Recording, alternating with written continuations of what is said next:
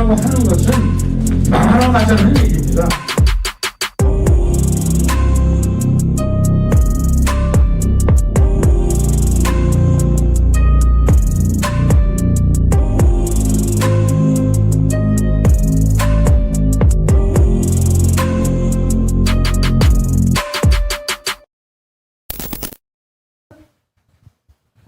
안녕하십니까. 시민언론 더 탐사 원자력 엑스파일. 오늘은 특별한 주제를 가지고 여러분과 같이 말씀을 나누게 되겠는데요. 신고리 오륙호기가 지진에 견딜 수 있느냐 없느냐, 그 문제를 가지고 법정에서 끝까지 공방을 벌인 두 영웅이 계십니다. 한 분은 김영희 변호사님 오늘 네. 나오셨습니다. 네. 탈핵 변호사 모임 해바라기. 아닙니다. 탈핵 법률가 모임. 법률가 모임. 죄송합니다. 또 김석연 변호사님. 네. 예, 오늘 아주 그냥 대단한 분이 나오셨거든요. 여러분들 그 지진에 대해서 특히 많이 우려를 하죠. 이번에 활성단층이 나와가지고 그것이 원전에 어떻게 가만히 됐느냐 안 됐느냐, 새로운 발견 이런 것들을 이미 예상을 하시고 그런 것이 있을 것이다. 그래가지고 법정에서 치열하게 전쟁을 했지만 결국은 아쉬운 결과가 나왔습니다. 그 이유가 뭐냐? 참 석연치 않습니다. 이 원전이 안전을 중심으로 모든 결정을 내리고 가동을 하더라도 제대로 된 안전이 검토가 되고 고려가 되고 그것이 반영이 돼서 튼튼한 원전이 되고 그래야 국민이 안심할 수 있는데 아쉽게도 그런 점들이 많이 좀 미싱돼 있는 것 같습니다. 오늘 제가 또 이렇게 말씀을 드리게 됐는데요. 우리 최영민 감독께서 굉장히 바쁜 일이 있어서 오늘 같이 자리를 못했습니다. 좀 아쉽게 생각하고요. 다음엔 나오실 겁니다. 그래서 이제 오늘 이 신고리 오륙호기 원전 지진에 얼마나 안전한가 이 문제를 두고 법정에서 공방을 벌인 우리 두 변호사님, 이분들은 지진에도 전문가입니다. 그래서 공부를 엄청 많이 하셔가지고 오늘 시청자 여러분들의 많은 그 궁금증을, 진짜 우리나라 원전이 지진에 얼마나 안전한가, 또는 얼마나 취약한가, 우리가 여기서 미싱한 것은 없느냐, 이런 것들을 중점 아주 소상하게 말씀을 드릴 수가 있을 것 같습니다. 저희가 그린피스와 함께 그리고 또 시민들 500명 이상과 함께 신고리 오륙호기 건설 허가 취소 소송을 했습니다. 사실은 저희들은 2011년 7월에 결성이 된 단체인데 2012년서부터 신고리 오륙호기를 둘러싸고 굉장히 여러 개의 소송을 했고 그중에 마지막에 했던 소송이 건설 허가 처분을 취소하라는 소송이었습니다. 여기서 쟁점이 굉장히 많았는데 크게는 한 13개 정도 되고요. 그중에 절반 이상이 지진 관련해서 신고리 오륙호기가 문제가 있다, 위법성이 있다, 건설 허가가 이런 걸로 쟁점을 가지고 다퉜는데 오늘 저희가 소개해 드릴 내용은 저희가 신고리 오륙호기 건설 허가 소송에서 취소 소송에서 지진에서 위법하다고 다투었던 사유들을 소개를 해드릴 거고 그중에 중요한 것 중에 절반 정도를 소개해드리고 다음에 2부로 또 나머지를 해드릴 건데요. 중요한 거는 법원에서는 저희가 주장했던 위법 사유를 지진 관련해서는 하나도 인정하지 않았습니다. 그렇지만 최근에 행정안전부 조사 결과에 따르면, 용역조사 결과에 따르면 저희가 주장했던 내용 중에 일부는 사실로 드러났기 때문에 그게 계기가 돼서 오늘 발표를 하게 되었고요. 화면을 보시면서 잠깐 설명드리겠습니다. 우선 그 언론의 한겨레 신문과 고민정 의원실에서 발표한 내용인데요. 고리월성 16개 원전을, 그러니까 16개 원전 전체 원전이 설계할 때 고려하지 않았던 지진이 우려되는 단층이 발견되었다, 확인이 되었다 이런 내용이고요. 5개 단층이 있고 그래서 이런 5개 활동성 단층이 지진을 일으킬 수 있다는 건데 이것이 원전 설계에 반영이 되지 않았다. 이게 지금 이번에 굉장히 충격을 던져주고 있는 내용입니다. 그래서 그럼 이 단청들이 사실은 보고서에서는 분절이라고 표현했지만 분절이라는 것 자체가 단층의 일부이기 때문에 사실 단층이니까 단층과 같은 말입니다. 그래서 이번 연구 책임자 중에 한 분이셨던 손문 교수는 한겨레 신문 기사에 의하면 이 5개 단층에서 최대 규모 7.0의 지진도 가능하다 이런 말씀을 하셨습니다. 그래서 자꾸 요거 들어가기 전에 네네.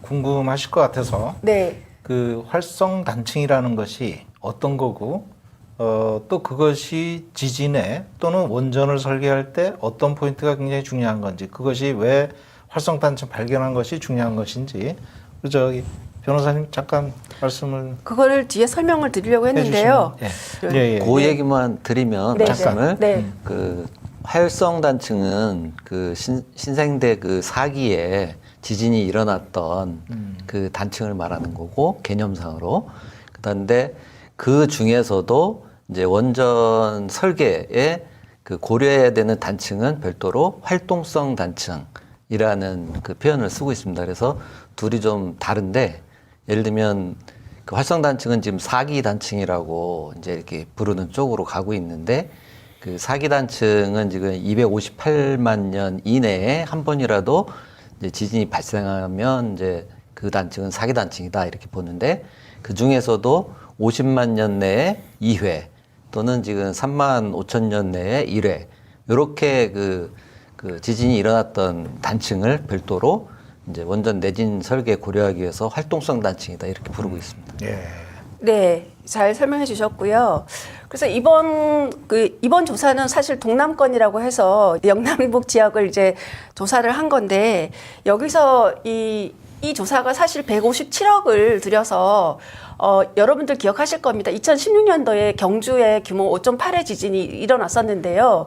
예, 우리나라 계기 관측 지진상 제일 큰 규모의 지진이었고 이 지진 때문에 국내 지진 위험을 조사를 하게 된 것이 이제 행정안전부가 이제 영역을 줘서 그중에 동남권 단층 조사를 한 것이고 157억이나 들여서 한 조사인데 원래는 결과 발표가 용역 기간이 2021년 말까지였습니다. 그래서 2022년 1월에 보고서가 이미 제출이 되었는데 1년 동안이나 발표를 안 한 거예요. 그리고 그래서 굉장히 많은 의문이 제기되었고 왜 지진 위험을 조사를 했는데 발표를 안 하냐 이런 문제 제기가 많았는데 그것이 올해 1월 달에 공식적으로 뭐 기자회견이나 보도 자료도 없이 그냥 그 국가재난안전이라는 홈페이지에만 자료를 올리는 식으로 발표가 되었는데 거기에 대해서 이제 많은 의문점이 좀 있는 거고요.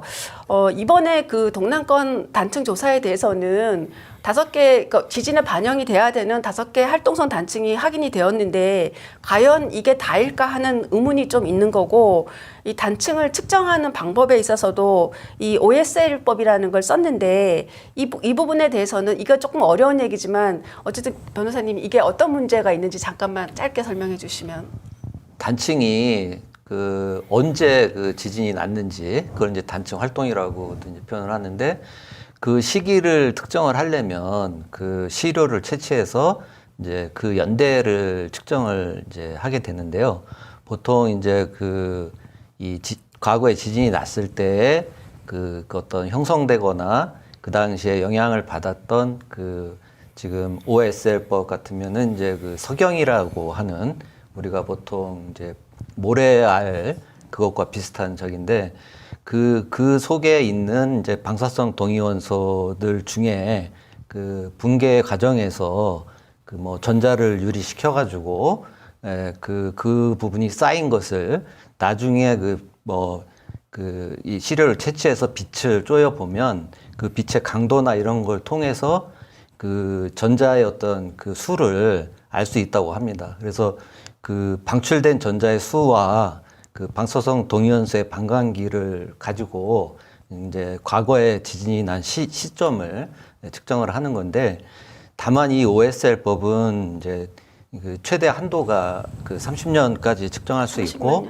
30만 년. 예, 그리고 보통 한 20만 년 정도까지 측정을 하는데 지금 아까 말씀드린 그 활동성 단층 기준에 의하면 50만 년 전이니까 그때까지 측정을 해야 되는데 이거로는 이제 50만 년에서 30만 년 사이에 일어난 지진은 이제 측정이 안 된다는 문제점이 있고, 그다음에 또 하나는 이 OSL법은 이제 4기 그 퇴적층에 과거에 지진이 일어났을 때 그 표면까지 그 변이 이제 그 변화를 갖다가 야기를 해서 이 4기 퇴적층의 그 변이라고 하는데 그 흔적이 이제 남아 있어야 거기에서 그 시료를 채취해서 이제 그 4기에 일어난 그 지진인데 그 시기가 언제냐라는 걸 측정을 이제 하는 것인데요.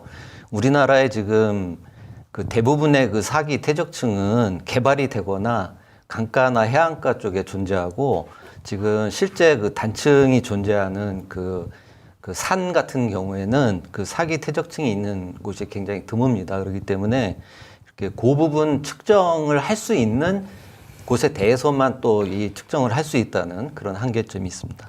쉽게 말씀드려서 이 단층에 대해서 이게 길이가 얼마나 되고 과거에 몇 년 전에 일어났는지를 측정하는 방법에 있어서 이번에 동남권 조사에 있어서 쓴 OSL법이라는 것이 과연 어느 정도 정확성을 가지고 충분히 만족할 만한 것인가에 대해서 저희가 봤을 때는 굉장히 한계가 많고 충분히 그 조사를 못했을 가능성이 있다. 그런 왜 OSL법만으로 주로 그걸로 했는지 하는 의문이 있다, 이런 뜻이고요. 그래서 여기서 밝힌 단층의 길이라든가 이런 것이 다가 아니고 사실은 더 다른 단층이 있을 수도 있고 그런 부분에 대해서 문제 제기를 살짝 하고 넘어가는 그러니까 이제 겁니다. 신고리 5, 6에서 설계를 할 때 OSL법으로 측정을 했다는 얘기시죠? 아닙니다. 그건 아니고요. 이번에 행정안전부가 연구 용역을 줘서 한 그 157억짜리 연구 용역에서 단층 조사를 할 때 주로 OSL법이라는 걸 썼는데 그것이 좀 문제가 측정 있을 수 범위나 있다. 네. 전체 연대 50만 년을 전체 커버하기도 어렵고, 그렇죠. 그래서 이제 좀 네. 불확실한 그런 방법으로 아까 좀 아쉬움이 제한돼 있다. 아쉬움이 있다, 이런 말입니다. 기존에 알려진 곳만 찾아가서 예. 아마 지금 측정을 일부 한 거로 좀 형식적으로 했네요, 그럼. 형식적이라고까지는 말할 수 없는데 예. 좀 아쉬움이 있다, 이런 다시 뜻이고요. 네. 알아서 네. 이해를 하겠습니다. 네네. 그러면 이제 변호사님들이라 아주 네. 굉장히 조심스럽게 얘기를 네. 아니요, 그렇다고 저희가 가정해서는 안 되니까요. 네, 예, 뭐 예. 열심히 하신 분들도 있으니까. 어쨌든 오늘 하고 다음에 할 내용들이 주로 지진에 대한 것이고, 지진은 이제 원전을 떠나서도 일반 시민들이 굉장히 관심이 많은 분야이기 때문에 먼저 이제 지진이 뭐고 지진이 발생하는 원리가 뭔지를 이 화면을 보시면서 김석연 변호사님이 설명해 주시겠습니다. 예. 기본적으로 지진이 일어나는 원리는 이제 이 지하에 있는 그 지층이 서로 좀 비틀리거나 어긋난 상태로 있는데, 그거를 우리가 마치 예를 들면 용수철 같은 거를 늘리면 다시 원상복구를 하려고 하는 것처럼 이 지층이 어떤 힘을 받아서 뭐 뒤틀리거나 서로 이렇게 맞물려서 뭔가 이렇게 힘이 쌓일 때 그거를 응력이라고 하는데, 그것이 이제 지층에 이렇게 계속 쌓여 가다가 어느 순간에 이것이 한계점을 이제 넘기면 그 순간에 한꺼번에 그 쌓였던 에너지를 이게 탁 이렇게 움직이면서 방출을 하게 되는데, 이제 그걸 지진이라고 하고요. 기본적으로 지진은 이 응력이 축적되는 곳이 기존에 지진이 일어났던 단층에 주로 축적이 되기 때문에 기존의 지진이 일어났던 곳에서 또 지진이 일어나는 그런 저기라고 보시면 되고, 그게 이제 단층이 가장 유력시된다, 그 말씀이시죠? 그렇죠. 예. 단층에서만 이제 일어나는데, 근데 이제 이 단층의 그런 에너지를 축적시키는 것은 이제 지구의 어떤 그 대류라고 하는 현상에 의해서 이 판이 움직이는 과정에서 그런 그 에너지를 갖다가 이제 축적시키는 거고요. 이 판 경계에서는 굉장히 이제 큰 지진이 일어날 수 있고요. 지난번 동일본 대지진처럼. 그렇지만 우리나라는 이제 판 경계가 아닌 판 내부에 위치를 하고 있는데, 판 경계에서 일어나는 그런 큰 지진들로부터 오는 그 응력이 우리나라 에 있는 단층에 축적이 되면 우리나라도 이제 어느 순간에 어떤 중규모 이상의 그런 큰 지진이 이제 일어날 수도 있다. 사실 경주 지진 5.8, 5.1 이렇게 온 것들이 그 후쿠시마 원전 때 동일본 대지진 그거에 의한 영향이다라는 얘기들을 많이 하셨죠. 네, 그럴 수 있는 거죠. 네, 홍태경 교수님이 그런 얘기 많이 하셨죠. 네. 그래서 이 지진을 일으킬 수 있는 원인에 대해서 과거에 여러 가지 분석들이 있었지만 어쨌든 지구 내부의 멘틀이라고 하는 부분이 이 대류 현상을 일으키면서 판을 움직여서 판이 움직이는 과정에서 지진이 일어날 수 있다. 이런 판 구조론이 있고, 예. 그래서 사실 언론에서도 조금 헷갈리게 있는 부분인데 진원과 진앙에 대해서도 이 화면 보시면서 잠깐 설명을 예. 네. 보통 이제 지진은 이제 단층이 지하에서 일어나는데 우리나라는 굉장히 그 단층이 있는 곳이 지하에 이렇게 깊은 곳은 아니고 얕은 곳입니다. 그래서 대부분 한 15km 내외 정도에 있는 거로 알려지고 있는데요. 그 15km 정도 되는 지하에 그 단층이 움직인 그 지점을 진원이라고 하고, 그 진원에서 수직으로다가 올라와서 그 지상 표면 지점을 진앙이라고 합니다. 네, 그 진원은 보통 그냥 지진 발생 지점 지하 속에 있는 그걸 얘기하고, 예, 진앙은 수직으로 올라와서 땅의 그 바로 윗부분을 그냥 진앙 지점이라고 하죠. 예, 그다음에 그 지진파에 대해서도 좀 설명을 드려야 되는데, 지진파에 대해서 짧게 말씀을 드리면 P파가 있고 S파가 있습니다. P파는 프라이머리 웨이브라고 해서 먼저 도달하는 파라고 하고, 그 다음에 S파는 두 번째에 도달하는 파라고 해서 세컨더리 파인데, 보통은 이 S파가 힘이 강하죠.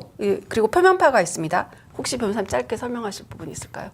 예, 그 P파와 S파를 합쳐서 실체파라고 하는데, 이제 원전 구조물 같은 데 영향을 미치는 거는 이 실체파라고 보면 되고요. 그 다음에 이제 P파는 그 파괴력이 별로 없고, 아마 실체파 중에 에너지도 한 20% 정도밖에 안 되고, 그 대부분의 에너지는 이제 S파가 차지하고 있는데, S파는 다른 말로는 전단파라고 합니다. 전단파라는 것이 가위처럼 위아래로 진동하면서 이게 그 고체를 갖다 찢어 놓는 그런 성질이 있기 때문에 이 S파라고 하고, 또 그 에너지의 그 실체파 에너지의 대부분을 차지하고 있기 때문에 결국은 이 전단파가 원전 시설에 와가지고 얼마만큼 영향을 미치느냐, 그걸 기준으로 내진 설계를 하게 된다고 보시면 됩니다. 정말 언론에서도 많이 헷갈려하는 부분인데 규모와 진도가 있습니다. 이제 규모는 굉장히 절대적인 개념이고요. 지진이 발생한 지점에서 방출하는 에너지의 양을 절대적으로 측정한 것이고, 진도는 규모와 달리 어떤 특정한 지점에서 느껴지는 상대적인 지진의 에너지입니다. 이 부분도 변호사님이 조금만 더 설명. 네. 예. 규모라는 거는 이제 그러니까 단층이 그렇게 움직여서 그 방출해낸 에너지의 총량을 그 리터라는 분이 과거에 이제 일정하게 수치화할 수 있는 형태로 해갖고 이제 해서 그 규모라는 형태의 개념으로다가 만들어냈는데요. 보통 이제 규모 1에서부터 9까지 이렇게 이제 보는데, 이제 그 규모 1에서 2 또는 뭐 2에서 3, 요 규모 1의 차이는 보통 에너지의 차이로 보면 32배의 차이가 나는 걸로 그렇게 알려져 있고요. 지난번 동일본 대지진 같은 경우가 규모 9에 해당하는, 거의 최고 등급에 해당하는 그런 에너지를 가진 걸로 보고 있고요. 진도라는 개념은 이제 특정 지역을 놓고 어떤 지진으로 인해서 영향을 받는 정도를 특정 그 지표에 있는 특정 지점에서 그 부분을 갖다가 이제 표시를 한 건데, 이거는 아주 객관적인 어떤 수치화하는 기준은 사실 없고, 실질적으로 어느 정도의 피해가 발생을 하느냐, 또 뭐 이런 것들, 또 사람이 느끼는 거, 이런 거 여러 가지 종합을 해가지고 그걸 만들었고요. 보통 우리나라에서는 수정 메르칼리 진도라는 기준을 사용을 하고요. 근데 이 수정 메르칼리 진도는 원전 내진 설계에 그대로 이렇게 사용되지는 않고, 이 원전에서는 부지에서 진도를 최대 지반 가속도라고 하는, 나중에 좀 설명드릴 기회가 있겠는데, 그거로다가 별도로 표기를 하고 있습니다. 요점은요, 이 그림을 보시면 진원이라고 해서 지진이 발생한 지점이 있는데, 거기서 나오는 에너지는 규모라고 해서 이 값이 달라지지는 않습니다. 그러나 진도는 예를 들어서 경주에서 지진이 발생했을 때 경주에서 느끼는 진도와 서울에서 느끼는 진도는 굉장히 차이가 있겠죠. 멀어질수록 진도가 약해지는 걸 볼 수가 있는데 이렇게 진도는 굉장히 상대적인 개념입니다. 네, 그래서 하여튼 근데 이제 지금 한수원에서 또 원안위에서 많이 하는 얘기가 네. 이 대표님 예. 그 굉장히 많이 들어보셨죠. 내진 설계 0.2지면 규모 6.5의 지진을 감당할 수가 있고 그런 얘기를 많이 예, 했죠. 이 꼴로 굉장히 많이 설명하잖아요. 전문가들에서는 그런 얘기를 안 하고 발전소에 직접 지반이 어떻게 흔들리는 강도가 어떻게 되느냐 그거 G라고 얘기하죠. 네. 그게 중요하다 이렇게 얘기를 많이 했고 실제 지진이 5.8이건 5.1이건 4.5건 이게 중요한 게 아니다. 직접 발전소에 미치는 영향은 그 사이에 있는 흙의 그 종류나 매질 그거에 따라서 좀 많은 영향을 주기 때문에 단순히 그렇게 볼 수는 없다 이렇게 얘기를 많이 했는데 언론이나 이런 데서는 막 7.0이면 우리가 뭐 얼마 정도 기준이냐 뭐 이런 얘기를 많이 했죠. 왜냐하면 한수원이나 원안위에서 그 홍보를 굉장히 많이 했거든요. 그러니까 내진 설계 0.2지면 규모 6.5의 지진을 감당할 수 있고 내진 설계 0.3지면 규모 7.0의 지진을 당연히 감당할 수 있는 것처럼 굉장히 홍보를 많이 했는데 이 부분에 대해서 저희가 신고리 오르코기 소송할 때 지진 전문가 교수님들을 저희 원고 측과 피고 측이 각각의 이제 감정 증인이라고 해서 감정인으로 불러서 감정을 받고 또 증언도 하셨는데 원피고 측의 양쪽 전문가들이 모두 그 말은 틀렸다. 절대적인 게 아니다. 이렇게 설명을 했어요. 이 부분에 대해서 변호사님 짧게. 네. 그 중요한 거는 그 원전 부지에서의 그 아까 말씀드린 진도와 유사한 개념으로 지금 그 최대 지반 가속도라고 해서 이걸 이제 중력 가속도로 이제 그 표시를 하는데요.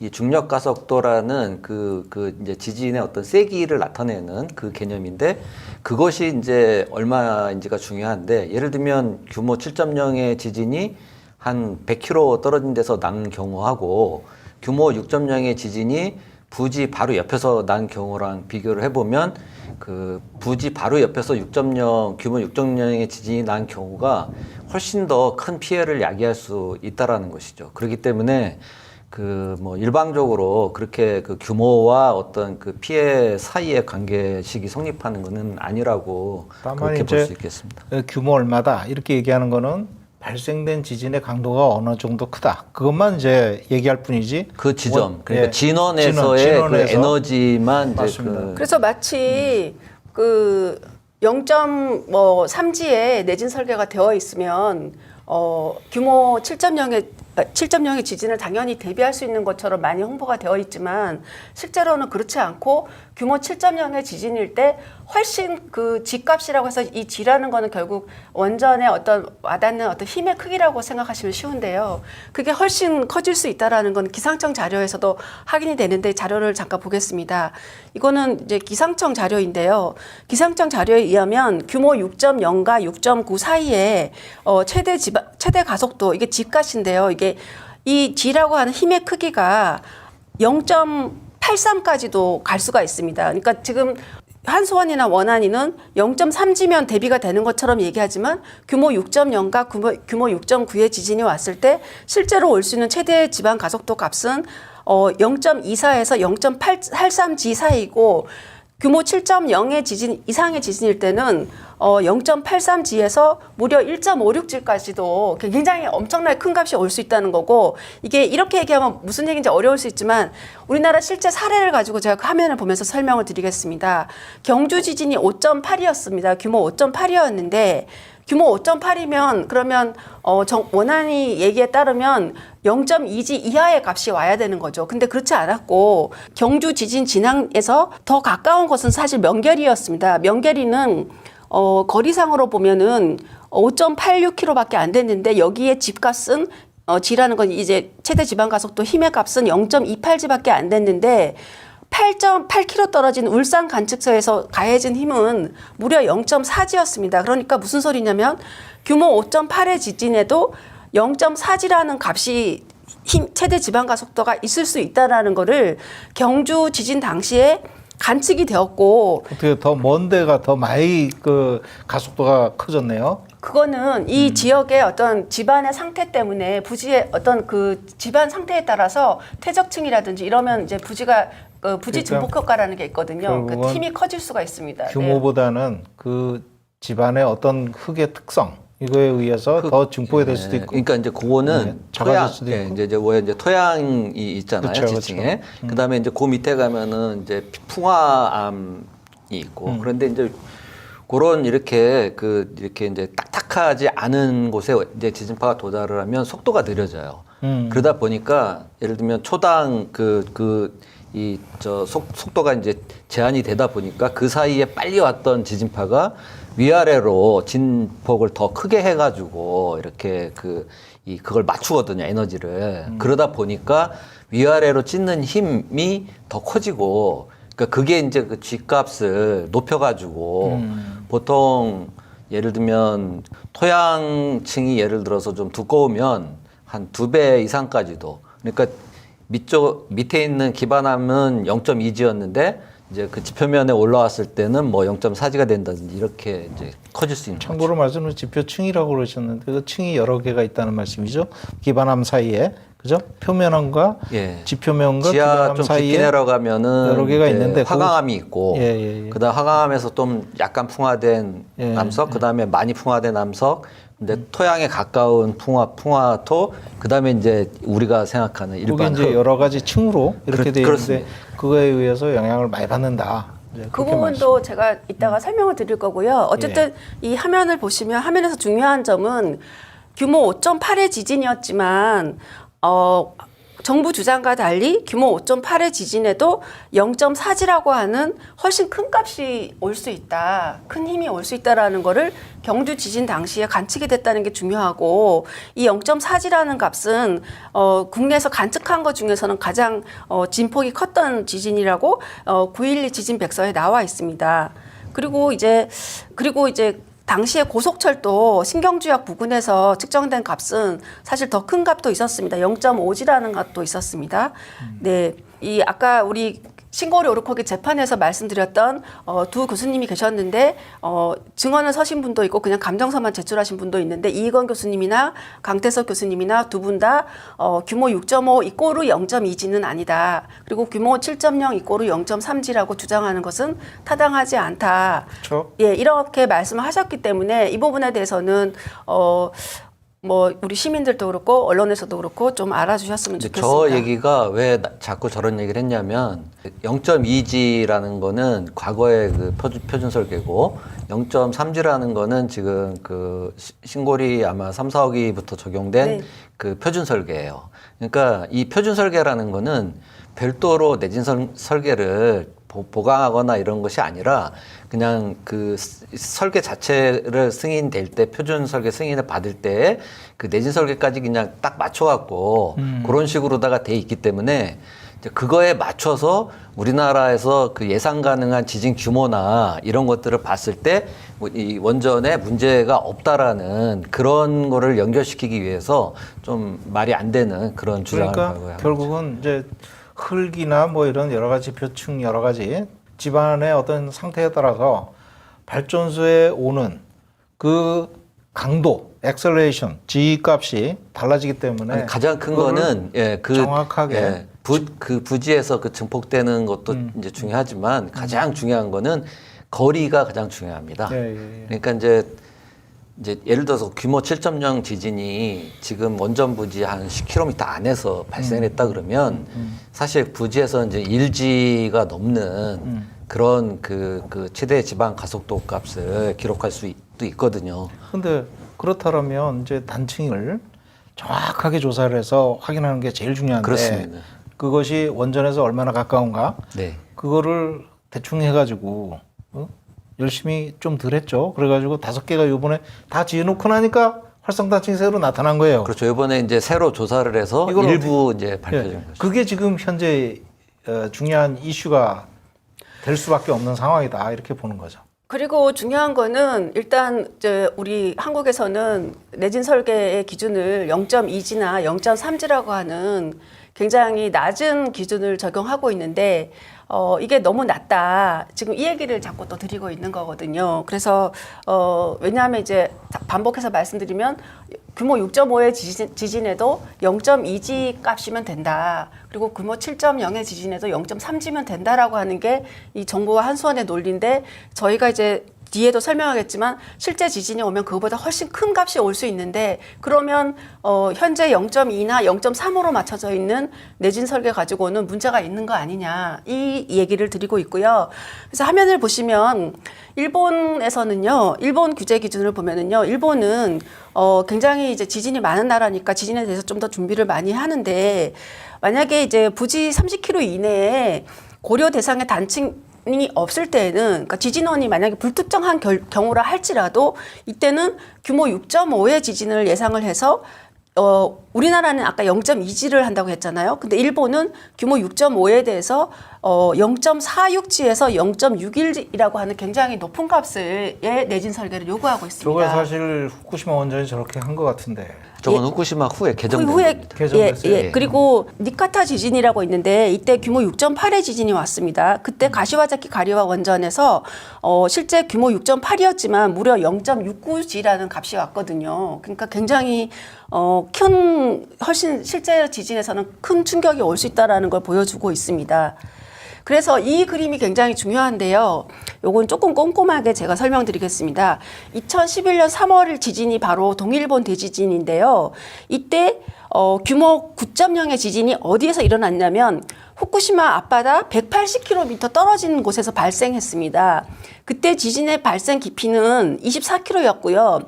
그러니까 후쿠시마 원전에서 180km나 떨어져 있었기 때문에 실제로 후쿠시마 원전에 가해진 지진의 충격 값은 이 최대 지방 가속도는 숫자가 0.56G였어요. 그러니까 규모가 크다고 해서 무조건 지진 충격이 큰 게 아니고 만약에 멀리 떨어져 있으면 충격이 굉장히 떨어질 수 있다는 거고 그래서 후쿠시마 지진이 동일본 대지진이 규모 9.0이나 됐지만 실제로 후쿠시마 원전에 가해진 충격은 0.56G밖에 안 됐고요. 그 밑에 보시면 2007년 니가타 지진 조금 전에 말씀드렸던 이때는 규모 6.8에 불과했거든요. 그러면 아까 말씀드렸잖아요. 규모가 1.0이 커질 때마다 지진 에너지의 값은 32배가 늘어나는데 규모 9.0의 지진에 비해서 규모 6.8의 지진은 좀 적은 규모의 지진인데도 불구하고 이때 지진 발생 깊이가 17km밖에 안 됐고 그래서 또 거리가 여기는 굉장히 가까웠습니다. 지진 발생 진앙지하고 그래서 16km밖에 안 된 거예요. 아까 후쿠시마는 동일본 대지진 당시에는 바다 180km 떨어진 데서 지진이 났다고 했잖아요. 근데 여기 가시와자키 가리와 원전은 지진 발생 지점하고 16km밖에 진앙이 안 떨어져 있었어요. 그래가지고 이때는 무려 0.69G가 라고 하는 높은 값이 지진이 충격이 온 거예요. 그래서 이렇게 지진의 규모와 최대 지방 가속도는 절대적인 게 아니고 거리라든지 또는 지진이 오는 지점의 어떤 토양의 성격 이런 거에 따라서 충격이 굉장히 달라질 수 있다. 이거를 제가 설명을 드리는 겁니다. 그러니까 집안 조사를 잘 해야 되는데, 그죠? 그렇죠. 네. 실제적으로 어떤 형태의 흙이 쌓여 있느냐, 거기에 통해서 활성단층과 원전 사이에 그런 그 전파되는 강도 이런 것들 충분히 조사를 해서 설계를 해야 된다 그 말씀이시죠? 근데 이제 그게 쟁점이었던 거죠? 우리나라는 근데 결국은 뭐냐 이 단층 조사 자체가 안 돼 있다는 게 제일 큰 문제예요. 그러니까 그렇죠. 일본이나 미국은 엄청난 돈을 들여가지고 최대한의 그 단층 조사를 해놓은 상태이기 때문에 그 조사된 단층을 가지고 이제 이런 그 원전 부지의 그 최대 지방 가속도 값을 계산을 해낼 수 있는데 우리나라는 단층 자체가 조사가 안 돼 있습니다. 그래서 이제 신고리 5, 6호기 때도 부지에 영향을 미칠 만한 활동성 단층이 아예 없기 때문에 이 경상분지라고 해서 그쪽 말고 다른 쪽에 있는 발생한 그 지진을 갖다가 뭐 이렇게 그 경계에서 경상분지 경계에서 그게 발생했다 가정을 해가지고 뭐 이렇게 산정을 해봤더니 뭐 부지에서 최대 지방 가속도가 뭐 0.0 뭐 12 뭐 거의 수준으로 낮게 이제 나오는 거죠. 그러니까 4점 몇 지진 이런 거, 5.0 지진 이런 거 같고. 저 신문 기사를 보니까요. 그 직접 참여를 했던 네. 전문가 같아요. 그분이 이제 이런 지질 조사를 하시는 분인데 자기네들이 한수원 용역을 받아가지고 지진 조사를 해보면 가능한 활성 단층이 안 나오길 바라는 심정으로 조사를 했는데 네. 요번에 행정안전위원회에서 조사한 거는 20명 투입하던 걸 100명을 투입해가지고 최대한 많이 확인을 해서 제대로 잡아보자 하고 조사를 했더니 5개가 더 나온 거죠. 그렇습니다. 한겨레 신문에서 그렇게 보도가 됐죠. 예. 그런 취지로 보도가 됐는데 그러니까 조사를 네. 하면 할수록 단층이 계속 늘어날 거예요. 활동성 단층이. 그러면 지금 보면 원자력계의 참 중요한 포인트인데요. 무슨 말씀이냐면 자 일단 먼저 지어놓고 봐. 활성 단층 발견하기 전에. 활성 단층 발견하기 전에 빨리 지어놓고 보자. 지금 그거 아닌가요? 그렇게 의심할 만한 사정들이 있고 실제로 국내 원전의 초기 지을 때는 제대로 충분히 조사를 하지 않은 게 사실이고 저희가 소송을 하면서 느낀 거는 신고리 오르코기를 지을 때조차도 충분히 조사를 하지 않았다. 사실 이번에 활동성 단층 5개 이제 행안부 용역조사에서 밝혀진 거에 사실 돈 157억밖에 안 들인 거예요. 그렇죠. 그럼 신고리 오르코기 지을 때도 원래는 원전 지을 때마다 새로 지진 조사를 해야 되는데 그 돈 쓰고 조사를 해야 되잖아요. 사고가 나면 나라가 망할 정도의 피해를 보는데 왜 이거를 그 당시에는 발견하지 않았고 이거를 원전 건설에 반영하지 않았느냐 이런 얘기를 저희가 안 드릴 수 없습니다. 저는 이런 걸 보면 한수원이 조사를 하겠지만 원안이 규제기관은 도대체 뭐한 조직이냐. 거기를 이런 거 감시하라고 만들어 놓은 건데 거기서 그냥 가만히 하라는 하고 뚝 넘어가니까 이게 지금 이렇게 된 거 아니냐. 제가 봤을 때는 세금이 아깝다. 제가 봤을 때는 제가 경험하기로는 원자력안전위원회가 원래 규제기관이니까 갑이고 한수원이 피규제기관이니까 을이어야 되는데 제가 봤을 때는 한수원이 갑이고 원안이는 을이 아닌가라고 느낄 수 있는 장면이 많지 않습니까? 사실? 아니 지금 당연하죠. 왜냐하면 핵공학과 대학교 핵공학과 대선배가 한수원 사장이고 한참 후배가 규제기관장이에요. 이게 뭐 둘이 얘기하면 뭐 얘기가 되겠습니까? 그런 것도 있지만 조직적으로 봐도 한수원이 훨씬 크고요. 예산도 훨씬 크고요. 매출도 엄청 크고요. 원안위는 사실 작은 기관이고 원안위원장도 지금 차관급이고 한수원 사장도 차관급이에요. 근데 그렇겠죠. 예, 그리고 그런 이유도 있겠지만 어쨌든 제가 봤을 때는 원안위가 갑이 아니라 을이라고 느낄 때가 많았습니다.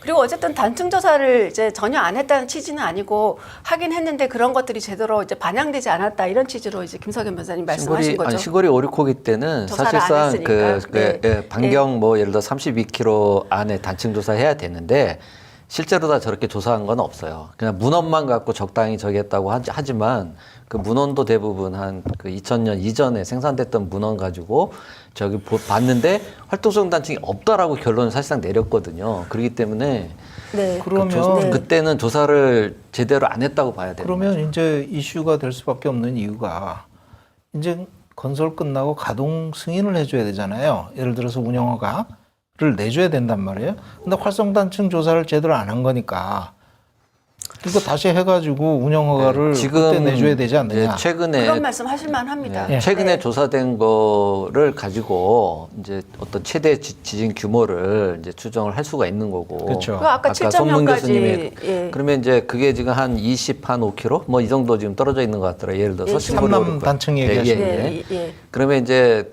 그 25km 동안 지진파가 그 부지에 도달하기까지 감쇄 효과를 고려를 해서 부지에서의 그렇죠. 그 최대 지방 가속도를 다시 계산을 해보면 네. 그러면 만약 규모 7.0 지진이 여기서 난다고 가정했을 때 이게 0.3G를 넘는다라고 이제 나올 가능성이 충분히 있거든요. 그럼 다시 설계해야죠. 그러면 그렇죠. 내진 설계, 네. 내진 성능을 지금 다시 보강을 한 뒤에 가동을 해야 맞. 그래서 네. 운영허가를 이거를 지금 해주면 안 되는 거죠. 네. 그거는 한수원 스스로 그렇죠. 자책이에요. 이 상태 스스로는 이 상태로는 안 되겠죠. 아니 운영허가. 자동차도 그렇죠. 저 잘못 제작하면 그 뭐야 리콜. 해주잖아요. 네. 이거 리콜 해야 돼요. 미국의 아까 말한 미국의 노스안나 부지가 5.8 규모의 지진이 한 번 나가지고 부지에 0.12G가 오니까 놀래가지고 처음에 거기 0.13G 뭐 0.12. 예, 1, 2G 정도로다가 그 내진 설계를 했는데 이걸 0.53G로 올려버렸잖아요. 그렇죠, 그렇죠. 네. 예, 놀래가지고. 0.53. 다시 설계를 들어가야 돼요. 그렇죠. 응답 스펙트럼 다시 계산하고, 그렇죠. 기기 내진 평가 다시 하고, 예, 맞습니다. 테스트도 새로 하고, 해석도 다시 하고, 아, 예. 보강도 하고 그거는 우리 이정윤 대표님이 잘하시는. 해야 됩니다. 네. 화면을 또 보시면 국내 연도별 지진이 굉장히 늘어나고 있습니다. 그래서 78년도가 이제 계기 관측을 시작한 때인데요, 정식으로. 98년도까지는 연평균 한 19회밖에 안 됐어요. 근데 이후에 99년도부터 2021년까지는 뭐 경주 지진 영향이 있다고 하더라도 평균 70회로 3배 이상 굉장히 뛴 거예요. 지진이 늘어나고 있고. 트렌드가 확 네. 늘어났네요. 네. 그 아까 전에 이제 뭐 변호사님이 잠깐 설명하셨지만 지진 얘기를 하려면 어쨌든 활성 단층과 활동성 단층 얘기를 하지 않을 수 없는데 활성 단층은 어쨌든 그 약 250만 년 또는 258만 년 전부터 현재까지 지진이 한 번 이상 발생한 증거가 있는데 또다시 지진이 일어날 수 있는 그런 곳을 활성 단층이라고 하고요. 원자력계에서 문제가 되는 고려해야 되는 관련 법령상 문제되는 단층은 아까 말씀하셨다시피 과거 3만 5천 년에 한 번 또는 50만 년 이내에 2번 이상 단층을 활동성 단층이라고 합니다. 근데 미국은 관련 규정이 5만 년에 한 번으로 더 굉장히 늘어났는데 우리나라는 아직 이걸 반영하지 않고 있는 것도 문제라고 하겠습니다. 그거는 이제 방사성 3만 5천 년이 왜 그랬냐면 방사성 탄소 연대 측정의 정확도 한계가 과거에는 3만 5천 년이었는데 이제 기술적으로다가 그게 더 5만 년까지로 측정 기간이 늘어나니까 미국은 5만 년으로 업그레이드를 기준을 했는데 우리나라는 그냥 옛날 걸 갖다 쓰고 있다. 우리나라 규제 기준이 전부 미국 걸 갖다 그렇죠. 쓰고 있거든요. 예. 근데 그런 거는 또 빼놓고 써요. 그런 거죠. 이게 아주 예. 우리나라 규제 기관의 특징입니다. 이정희 대표님이 잘 아실 거예요. 네. 온갖 그것도 여기도 이제 똑같은 양상이. 그래서 참 이런 거는 여러분들 시청자 여러분들께서 지속적으로 목소리를 내고 우리가 같이 동참을 해서 이런 것들을 정부 쪽에 요청을 해야 됩니다. 우리의 안전, 시민의 안전, 국민의 안전은 인권입니다. 우리 이정윤 대표님이 정확히 이 분야이신데 원전의 내진 설계에서 가장 중요한 기준은 이제 이 바로 지방 가속도라고 하는 예. 지진의 충격이잖아요, 그죠?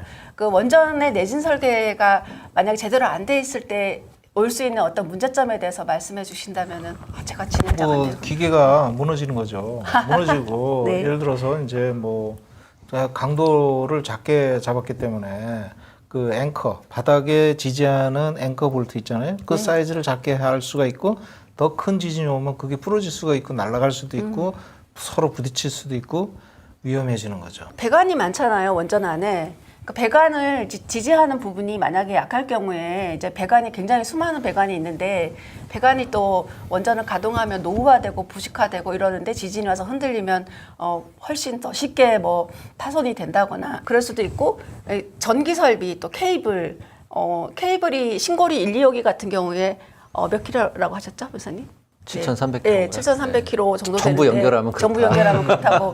예, 굉장히 긴 길인데 이런 부분들이 케이블이나 전기가 끊어지면 또 제어가 안 된다거나. 기본적으로 땅이 흔들리는데 얼만큼 흔들릴 수가 있느냐가 위에 설치된 설비들의 강도 어느 정도 견딜 수 있어야 되느냐 하는 그 강도 설계 기준이 되는 거거든요. 그리고 이제 조금 어려운 얘기인데 고유진동수에 의해 가지고 그 영역이 또 있어서 증폭이 될 수도 있고 적게 될 수도 있습니다. 그래서 그런 것들이 굉장히 중요한 포인트가 되고 원자로도 사실 이래 보면 밑에 지지대가 있잖아요. 네, 네. 지지대 있고 위에는 굉장히 높이 네. 제어봉까지 보면 굉장히 높은 위치에 있잖아요.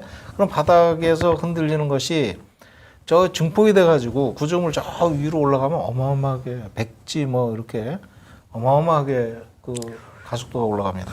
그리고 이 대표님 그 원전 안에는 뭐 비상 디젤 발전기를 가동하기 위한 유류 저장 설비도 있고 또 가스 저장 시설도 있고 이렇잖아요. 뭐 수소통도 있고 수소통도 있고 이런 게 막 진동이 너무 심하면 불꽃이 일어나서 화재로 연결될 수도 있고 그런 거죠. 화재가 그래서 지진이 유발되면 화재가 일어날 가능성이 많죠. 굉장히 보통 지진이 나면 화재가 많이 나더라고요. 네.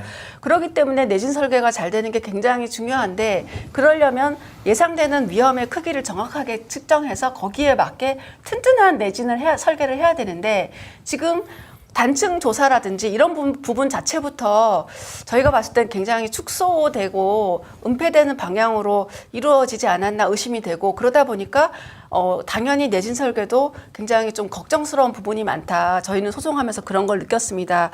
그래서 부지 증폭 효과라는 걸 좀 더 설명을 드리고 싶은데요. 이제 땅이 증폭이 되는 거죠. 진앙이나 진원에서 그죠? 네, 그러니까 변호사님이 이제 진원에서 이렇게 이제 사방으로 이제 이 지진파 에너지가 이렇게 뻗어 나간다고 했을 때, 물론 뭐 그것도 약간씩의 이렇게 그 주된 그 움직임 방향에 따라서는 그 강도의 차이가 있을 수 있는데, 어쨌든 이게 그 어떤 특정 원전 부지까지 도달을 딱 하면 이 도달을 할 때 밑에 이제 그 기반암이라고 하는데 주로 이제 화강암 성분으로 이루어진 뭐 밑에 한 뭐 100m 아래쪽은 이제 주로 그런 기반암으로 이루어졌는데 이게 딱딱하니까 지진파가 빠른 속도로 도달을 하는데 거기서 이제 풍화암부터는 이제 속도가 느려지기 시작하고 아무래도 예. 그러면서 그 에너지의 그 파동이 늘어나요. 위아래로 진폭이. 그러니까 이 전단파라고 해서 위아래로 찢는 이 파동 형태 에너지가. 근데 그게 이제 토양층이 이렇게 그 두꺼울수록 그게 이제 더 크기가 커지기 때문에 그걸 증폭이라고. 이제 그런 거를 이제 그 증폭되는 걸 부지 증폭 효과라고 하는데 최대 한 2.5배까지는 날 수 있는 거로 알려져 있는데 보통 이제 원전 같은 경우에는 이제 원자로 자체는 밑에 이제 이렇게 파고 이제 콘크리트로다가 이렇게 때우니까 좀 그런 게 이제 영향을 좀 덜 미칠 수 있는데 이제 그 원자로 시설 말고 이제 그 부수된 시설들 있잖아요. 뭐 변전소라든지 부지에 이제 있는 다른 여러 부수 설비들 이런 것들이 이제 원전 안전에 영향을 미칠 수 있는 설비들이 이제 많이 있는데 이제 그런 것들은 이 부지 증폭 효과를 그대로 고려를 해야 되는 거죠. 네, 지금 화면이 나오고 있는데 대표적인 예가 멕시코 지진입니다. 멕시코는 이상하게 9월 19일 지진이 큰 지진이 몇 번째 나가지고 근데 85년도에 그 멕시코에 규모 8.1의 지진이 있었는데요.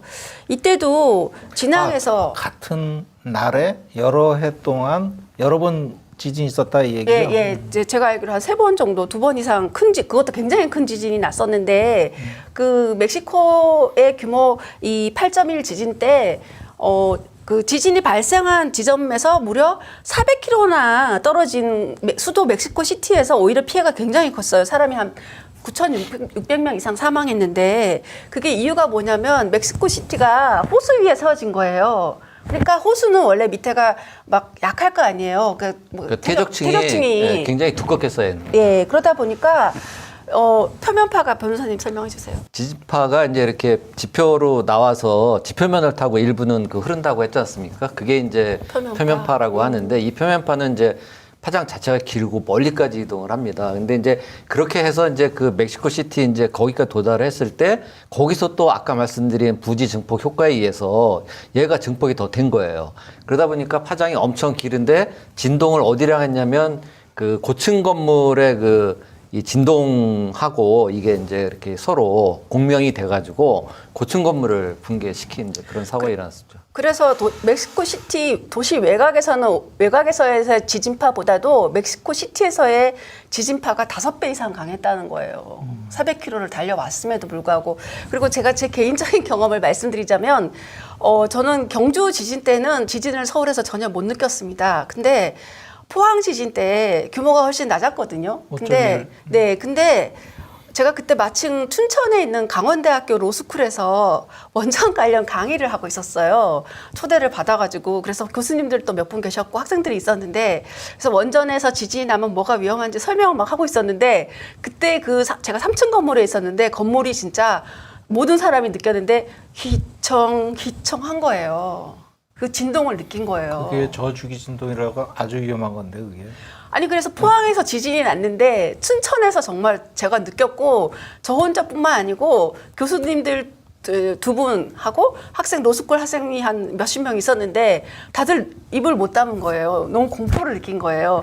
아니 더군다나 지진도 처음 느낀 데다가 지진 관련 위험을 설명하고 있는데 지진이 오다니. 예, 그게 바로 포항 지진은 그것 때문에 부지 증폭 효과가 많았습니다. 그래가지고 지진동이 더 이렇게 멀리까지. 예. 원전은 그 원자로 건물 자체는 일단 튼튼한 기반함에 기초에서 파일을 박아가지고 그리고 뭐 콘크리트로다가 예, 뭐 이렇게 또 뭐 콘크리트를 이렇게 하고 뭐 그러는데 견고하게 예. 짓긴 짓는데 전체 부지에서 전체 건물을 다 그렇게 할 수는 아니, 없어요. 그건 아니죠. 그거는 뭐 할 수가 때문에 없어요. 그렇습니다. 네. 그래서 이제 변전소 이런 거는 예, 완전 다 스위치야드 이런 데들은 아니고 파일을 받긴 박지만 기반함까지 가지는 않고. 그리고 밑에서 사실 아무리 그래도 너무 많이 흔들리면은 그거는 알 수가 없는 거죠. 왜냐하면 원전이 우리나라는 다 해안가에 위치하잖아요. 해안가는 대부분 퇴적층이 많아요. 부지 증폭 효과를 키울 수가 있고 그리고 또 매립을 하잖아요. 원전 지으려고 바닷가에. 아니 그래서 부지 증폭 효과가 큽니다. 그게 클 수 이유가 있어요. 있는 게 네. 왜냐하면 포항이 저 플로팅 된다 그러죠. 그 저기 흐름 집안이 이렇게 흐름 현상이 일어나고 액상화라고 액상화라는 거. 제가 지금 액상화를 설명하려는 그 순간 다음에 그 저기 뭐죠 그 파쇄시켜 가지고 그 시추공 시추해 가지고 네, 지하수 흐름을 건드리고 뭐 그걸 이런 부분. 건드려 가지고 결국 네. 그것 때문에 사실 그걸로 지진이 일어난다 그러더라고요. 네. 그래서 네. 유발지진이라고 예, 유발 예, 지진이죠. 네. 그래서 이제 다음 제가 설명드릴 내용은 액상화 위험인데요. 아유. 이거는 이제 뭐 우리 최재승 교수라는 분이 그 팀이 경주 지진 이후에 실험을 한 건데 이제 시뮬레이션을 한 건데 만약에 경남 양산에서 규모 6.5의 지진이 발생했을 때 액상화 현상 때문에 가까운 부산뿐만 아니고 심지어 서울과 수도권까지도 옆에 이 지도는 한겨레 신문 기사인데요. 여기 보시면 빨간색으로 되어 있는 부분이 지금 경남 양산이 여기잖아요. 양산도 고리원전 방사선 비상계획구역 30km 안에 속하는 지역입니다. 근데 여기서 규모 6.5의 지진이 일어나면 이 빨간 게 가장 액상화로 인한 피해 위험 정도가 가장 매우 높은 지역인데 여기 보시면 제가 봤을 때는 경주 지역이나 우리 울산 지역 또 고리원전이 있는 이 지역들이 다 빨간색이에요. 매우 높음이고 그러니까 울산을 중심으로 해서 그 양산 이쪽이 다 빨갛게 돼 있어서 그쪽이 액상화 현상 위험성이 가장 높은 지역에 원전이 집중적으로 들어가 있는 거네요. 예, 그리고 이제 또 매립 지역인 시야호라든지 새만금 이쪽도 위험한 것으로 이 연구 결과는 나왔는데 어쨌든 이 원전이 바로 그 주로 해안가에 위치하고 있기 때문에 이런 그렇지 않아도 지진 위험이 많은 지역인데 이런 액상화 현상까지 위험이 있다라는 말씀을 드립니다. 여기에 대해서 아까 얼마나 그러니까 네. 사기 지층, 사기 퇴적층 얘기했잖아요. 근데 그 대부분이 이런 해안가나 강변 이런 데 이제 주로 그 존재합니다. 액상화라는 거는 이제 위에 있는 건물이 흘러갈 수 있다. 그 얘기네요. 아니요, 그게 아니라 지진이 발생했을 때 흙이 마치 액체처럼 그렇죠. 젤리처럼 출렁출렁 할 수 있다는 겁니다. 흙이 이렇게 액체처럼. 모래처럼 변하는 사실 거죠. 포항에서 그런 문제가 있었잖아요. 예. 그리고 제가 춘천에서 느꼈다고. 근데 그걸 춘천에서 느꼈다. 네, 근데 그 포항은 이제 지열발전소 때문이 아닌가 이런 그런 것으로 이제 많이 얘기가 그것도 됐지만 건물이랑 아마 네. 그 공명을 한 것 같습니다. 근데 그 포항과 무관하게 그냥 정말 지진에 의해서 양남에서 만약에 규모 6.5의 지진이 일어나면 이렇게 울산이나 경주, 부산 이쪽이 다 매우 높음, 피해가 매우 높음으로 시뮬레이션이 됐다라는 말씀을 제가 드리고 여기에 대해서 과연 국내 원전이 얼마나 대비가 되어 있느냐 만약 안 돼 있으면 충분히 해야 되고 만약에 너무 위험이 크다고 하면 가동을 그만둬야 된다 이런 생각이 듭니다. 비토님께서 연구비 투자를 너무 안 한다 이렇게 이제 말씀하셨는데요. 연구비 투자는 합니다. 하는데 주로 어떤 데 투자를 하냐면 핵공학과 출신들이 연구할 수 있는 그런 연구 쪽으로 투자를 많이 하고 이런 지진이나 지반 이런 거는 실제 발견되면 골아프거든요. 그러니까 이런 데는 진짜 해야 되는데 할 의지는 있다고 보는데 돈은 이상하게 안 들어갑니다. 이쪽으로. 네, 그러면 어쨌든 저희가 이제 소송 관련 얘기를 하고 있기 때문에 근데 여러분들이 이제 아셔야 될 거는 우리나라는 법치 국가잖아요. 그러니까 뭐든지 모든 게 법에 의해서 일단 법에 규정된 요건을 갖춰야 되고 그렇기 때문에 지진과 관련해서도 법에 이런 요건을 이제 원전과 관련해서는 뭐뭐 하라고 다 규정이 있어요. 그 부분을 좀 설명을 드리면서 그러면서 저희가 원전 관련 법에 지진과 관련해서 이런 규정이 있는데 이거를 어겼기 때문에 위법하다 이런 사유로 다투었던 내용들을 이제 위법 사항을 말씀을 이제 해주시면 저희는 위법하다고 호소했건만 법원은 안 받아들여 주었습니다. 그렇지만 나중에 보면 누구 말이 맞았는지는 좀 확인되는 경우가 있을 수도 있고. 참 저도 참 대단하다고 느끼는 게요. 이 활성탄층 5개 나올 걸 어떻게 예상을 하셨습니까? 아니 그게 우리가 예상하는 게 아니고요. 저희가 연구를 많이 했는데 논문이나 이런 데에 이건 활동성 단층이다라고 지목하는 내용들이 많았고 그걸 저희가 증거로 냈고 학자들이 심지어는 가기부라든가 킨스 원자력 안전 기술원이 이제 연구비 받아가지고 연구한 내용에도 활동성 단층으로 봐야 된다는 내용이 있어요, 그죠, 변호사님? 그런 것들을 반영을 안 한 거예요. 아주 이제 예를 들면 이제 노무현 정부 시절에 나왔던 보고서도 그 양산 단층 때 뭐 일정 구간하고 울산 단층 때 일정 구간이 그 50만 년 내에 2번 이상 움직인 그 흔적이 분명히 발견됐기 때문에 거기가 이제 그 활동성 단층 요건에 해당한다는 보고서가 국책연구에서 나왔었던 적이 있었고 또 2012년인가에 그 소방방재청이 지진위험 지도를 만들기 위해서 보고서를 그때 만들었을 때 거기서도 요번에 그 활동성 단층으로 확인된 그 지점과 유사한 지점들에서 여기가 그 길이는 정확히는 몰라도 연대 측정상으로는 그 활동성 단층에 해당할 수 있는 저희가 나왔다 이런 게 있었는데도 불구하고 그거를 무시하고 그냥 그 건설허가 신청을 그러니까 한 신고리 거죠. 오르콕이 예, 건설을 승인을 한 거죠. 그래서 제가 이제 말씀드리고자 하는 부분은 우리가 일반 시민이 집을 하나 지으려고 해도 건축법이라든가 이런 관련 법령의 요건을 규제 요건을 다 준수해야 되잖아요, 그죠? 네. 설계도도 내야 되고 감리도 해야 되고 준공도 해야 되고 이러는데 원전이라고 하는 정말 거대 플랜트에 대해서도 당연히 관련 법령에 자세한 규정들이 있는데 그걸 다 설명드릴 수는 없어도 기본적인 얘기는 조금 설명을 드리겠습니다. 예. 지진하고 지질 관련해서 가장 기본적인 법령은 원자력 안전법입니다. 그래서 원자력 안전법에는 원전을 건설하기 위해서는 허가하기 위해서는 요건이 다 정해져 있고 그 중에서 그러니까 발전용 원자로 및 관계 시설이라는 게 쉽게 얘기하면 이게 원전인데요.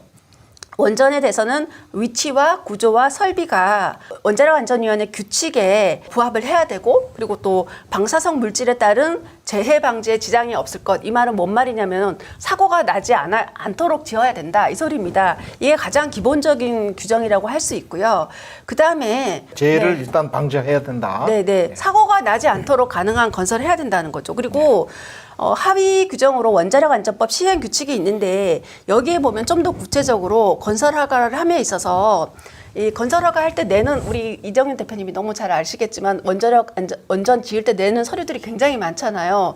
그중에 원전 안전에 대해서 가장 기본적인 문서가 예비 안전성 분석 보고서라는 조금 재미없는 긴 문장인데 어쨌든 이 보고서에 어떤 내용을 쓰도록 되어 있냐면 부지에 대해서 부지가 뭐냐면 원전이 들어설 땅을 얘기합니다. 그 원전 부지에 대해서는 지질이라든가 지진이라든가 또는 집안에 대한 특성을 조사하고 그리고 내진 설계에 대해서 또 이러저러 해야 된다라는 이 규정이 있는 거고요. 좀 더 세부적인 규정으로 가면은 원자로 시설 기술 기준 규칙이라는 게 있는데 여기에 보시면 뭐라고 되어 있냐면 원자로 시설이 원전이죠. 원전은 지진이 일어날 가능성이 희박하다고 인정되는 곳에 설치해야 된다라고 되어 있습니다. 그러니까 지진 날 곳에는 원전 짓지 마라 이 얘기예요. 그러면서 세부적인 규정은 다시 또 고시 아시죠?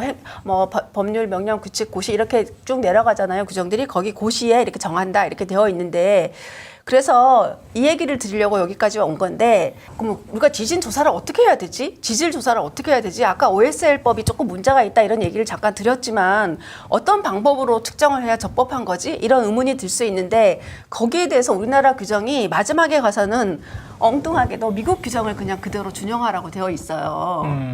이게 CFR 파트 100 어펜딕스 A라는 게 재미는 없지만 요약하면 부록 A라고, 어펜딕스가 부록이라서 제가 부록이라고 그냥 부록 A라고만 하는데, 이게 미국의 규정이거든요. 미국의 원자력 관련 규정인데 우리나라 사실 원전이 대부분 미국에서 들여왔잖아요. 그러니까 월성 원전 1, 2, 3, 4호기는 캐나다에서 수입한 거고 나머지는 미국에서 주로 수입하다 보니까 미국 법을 마지막에 가서는 우리나라 법의 일부로 그 일부 부분으로 직접 적용을 하고 있어요. 그래서 이게 그냥 부록 A라는 게 미국의 규정이 아니고 우리나라에서 직접 실제로 실행력을 가지고 규제가 되는 법령이고요. 그래서 부록 A라는 말을 앞으로 많이 할 텐데, 부록 A가 우리나라의 법의 일부이다. 지금 그걸 아셔야 될 필요가 있고, RG 1.13이라는 것도 우리나라 법의 일부로 직접 적용이 되는 거예요. 미국 규정일 뿐만 아니고 그걸 좀 아시는 게 중요하고. 그래서 이제 신고리 오르코기 소송 쟁점을 얘기할 텐데, 먼저 말씀드릴 거는, 원전을 건설할 때는 예비안전서 분석 보고서를 내야 된다고 했는데, 원전을 건설할 때는 원래 원전 한 호기 지을 때마다 1, 2호기 그러니까 우리나라 보통 2개씩 한꺼번에 지어요, 그죠? 근데 하여튼 원전을 새로 지을 때마다 아무리 그 기존의 원전 부지 바로 옆에 짓는다고 하더라도 새로 지진 조사와 지질 조사를 원래 새로 해야 돼요. 근데 신고리 오르코기는 그렇게 하지 않았어요, 그죠? 지조사를 일부는 했어요. 그러니까 대부분 하지 않았다, 제 말씀. 문헌조사. 네. 대부분 문헌조사로 떼웠고, 그 다음에 문헌도 중요한 문헌을 이제 빠뜨렸고, 한 것처럼만 보이지, 그 사실은 연대 측정한 게 아니고, 이분도 사실은 문헌조사를 사실상 한 거예요. 저는 그걸 보면서 한수원이 용역을 주잖아요. 네. 그러면 용역을 수행하는 업체는 한수원이 원하는 답을 내야 될 의무가 있는 거죠. 그렇기 때문에 결과를 한수원이 원하지 않는 답을 내놓으면 이분은 어차피 제가 돈을 안 줘요, 보기에는 돈을. 제가 아까 부지 신고리 오르코기 관해서 부지에 대한 조사가 미흡했다라고 말씀드린 부분은 뭘 가지고 얘기를 드린 거냐면, 신고리 오르코기의 예비안전서 분석 보고서라는 거에서 부지의 지진 위험을 새로 조사를 하고 완전히 새롭게 해야 되는데, 그렇지 않고 신고리 1, 2호기 때의 예비안전서 분석 보고서에서의 지진과 지질 관련 부분을 상당 부분 그대로 인용한 부분이 많아서 그거를 이제 말씀드린 거였습니다. 그래서 그러다 보니까 원래는 이번에 드러난 5개 활동성 단층 같은 것도 새로 그 당시에 만약에 돈을 들여서 조사를 했더라면 당연히 그 신고리 오르코기 내진 설계에 반영이 됐었을 텐데, 그런 조사를 그 당시 하지 않은 거는 명백하잖아요, 그죠? 이번에 그건 의무 때문에. 위반이고, 그게 발견되지 않도록 용역을 주고, 그게 발견되지 않았으면 좋겠다라고 조사를 하게 하고, 돈은 돈대로 들어가고, 그 돈을 준 이유가 그 결과를 원하기 때문에 이렇게 돈을 줬고, 그러면 결과가 이게 어떻게 된 거냐, 이게 우리나라 원자력 안전을 깨치는 가장 중요한 포인트거든요, 사실. 모든 게 다 그래요. 이정현 대표님도 이제 본인의 의견을 그렇게 말씀하신 건데, 원래 상식적으로도 돈을 준 사람의 입장과 이해관계를 대변하기가 쉽죠. 연구 영역을 하거나 이러면 돈을 준 쪽에 이해관계를 대변하기가 쉽기 때문에, 그래서 법원에서도 감정이나 감정 절차라는 게 있거든요. 이럴 때 누구의 이해관계도 없는 독립된 제3자를 감정인으로 합니다. 예를 들어서 교통사고가 나서 사람이 다쳤는데 나는 뭐 100만큼 아프다고 주장을 하는데 법원이 봤을 때는 50인지 30인지 아니면 200인지 모른다 이랬을 때는 독립되게 이제 병원의 병원을 정하거든요. 근데 그런 그게 식으로. 독립성이라는 거는 결국은 이상돈 교수님이 아주 유명한 얘기를 했어요. 이상돈 의원 하셨던 행정법 하신 분? 교수님입니다. 네, 그분이 환경 하셨잖아요. 네네네. 저 사대강 소송 때 많이 만났던. 그분이 무슨 말씀하셨냐면, 돈은 어디서 나오느냐가 중요하다 그랬어요. 아주 거기에 요점이 딱 들어가는 거예요. 네. 네. 그래서 지난번에 사실 한수원이 돈을 주면 한수원이 원하는 결과를 아까 말씀드린 이진환 교수님이 예. 그때 문헌조사를 해가지고 3군데는 그 활동성 다층에 해당하는 연대가 나왔다. 예. 보고서에 그렇게 썼어요, 쓰기는. 그러나 길이가 얼마인지는 모르겠다 이런 식으로다가 그렇죠. 의견서를 썼어요. 그게 아니고 이진환 교수님도 이제 연구 논문에서 활동성 단층에 해당된다고 보인다고 쓴 부분도 많은데 지금 변호사님이 말씀하시는 거는 일부 연구에서는 조금 더 해줬으면 하는 부분이 있었는데 안 된 그렇죠. 부분이 있다 이런 아쉬움을 말씀드리는 상당히 거고 많은 용역비를 줬는데 확실한 결과를 내야 되는 건데 영역비를 얼마 보인다. 줬는지는 모릅니다 우리도. 아니 그게 많이 줬을 거예요. 지금 단층 조사할 때처럼 그 돈이 많이 들어가거든요. 그렇게 주고 조사를 한 건 아니에요. 불과 한 몇 달 만에 그럼 네. 형식이네. 그렇죠. 연구비라든가 연구 과제의 성격에 맞게 연구를 하는 것인데 지금 말씀하신 거는 좀 한계가 있는 아니, 제가 얘기하는 연구였던 것 거는 같아. 이제 이런 미국 원전 규제 기관이었다면 과연 활동성 단층에 해당하는 연대가 나왔는데 그냥 그 넘어가겠냐. 단층 길이를 조사해서 돈을 많이 들여서 조사해야 그렇죠, 되거든요. 해야 돼요. 그걸 안 하고 그 원전 그 건설 허가를 내준다는 건 있을 수 없는 그런 거라는 말씀 드리는 거죠. 그 돈을 안 들여요. 그 한수원이나 원안이나 좀 더 돈을 많이 써야 되는데 왜 그동안 지진 위험에 대해서 충분한 조사를 하지 않았느냐 하는 이번에도 제가 볼 땐 충분하게 과연 조사된 건지 저희가 볼 때는 그 연대 측정법의 한계 때문에 제가 보기에는 그것도 약간 좀 바로 이런 점이 시청자 여러분께서 원자력 엑스 파일에 들어오셔서 보시고 많이 느끼시고 또 원자력 엑스 파일은 이런 점들을 사실대로 시청자분들께 또 시민들께 알리는 목적으로 지금까지 진행을 해왔습니다. 오늘 이게 아주 제일 중요한 포인트 같기도 합니다. 계속 그 157억 원 이번에 쓴 동남권 지진 조사에 쓴 157억이 제가 적다고 말씀드렸는데요. 적다고 말씀드린 이유는 더 큰 돈을 쓸 수도 있는 거는 만약에 고리 원전 단지에서 후쿠시마급의 사고가 났을 때 피해 규모가 얼마인지에 대해서 한수원의 모회사인 한전이 용역 조사를 한 게 연구가 있습니다. 거기서 나온 거 보면 2,000조 이상의 피해가 발생된다고 돼 있거든요.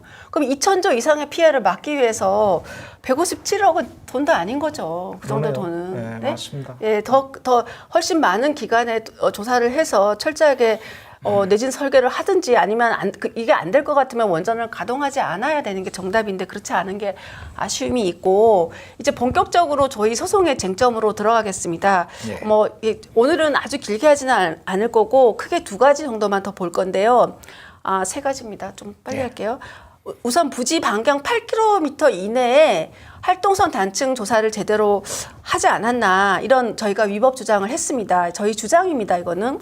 그래서 먼저 관련 규정을 짧게 보시면 아까 부록 A가 우리 법에서 준용이 되는 규정이라고 했지 않습니까? 거기 보시면 8km 이내에 대해서는 그 100m, 300m를 초과하는 단층을 활동성 단층으로 고려해야 되기 때문에 굉장히 지질학적, 지구 물리학적인 기법을 사용해서 조사를 하라, 합리적인 조사를 하라 이렇게 규정이 되어 있습니다. 이렇게 말하면 조금 재미가 없지만 어쨌든 합리적인 조사를 해야 되는데 이 8km 이내에는 지금 변호사님 일관 단층이 중요해요, 그죠? 일관 단층 얘기를 좀 해주실까요?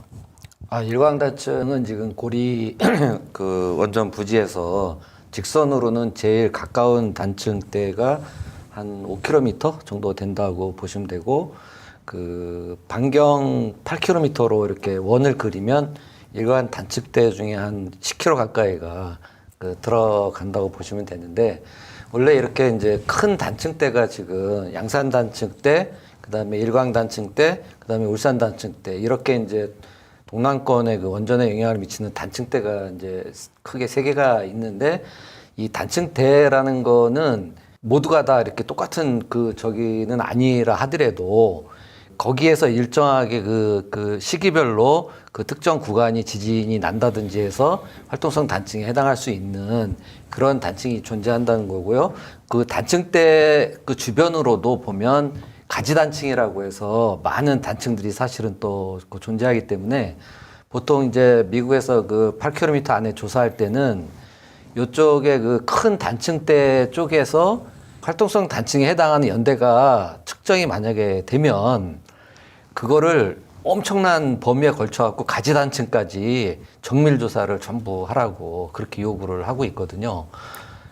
그런 상황인데 지금 이제 그 신고리 오류코기 때 여기 일광 단층에 대해서는 한 두 군데 지점에서 그 연대 측정 그 한 개 그 정도 시료 채취 한 두 군데 정도에서 했는데 한 군데만 연대가 나왔고 뭐 이런 식이고. 네.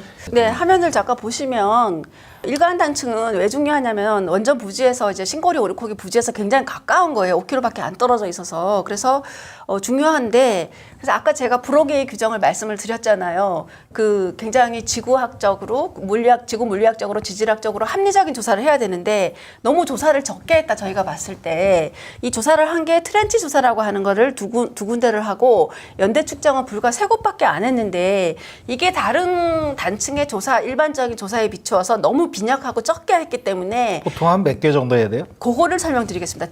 뒤에 화면을 보시 좋은 질문이었습니다. 이희건 교수라는 분이 금왕 단층이라는 걸 조사를 하셨는데 여기에 보시면 2km 단층 구간에서 무려 50개 시료를 한 거예요.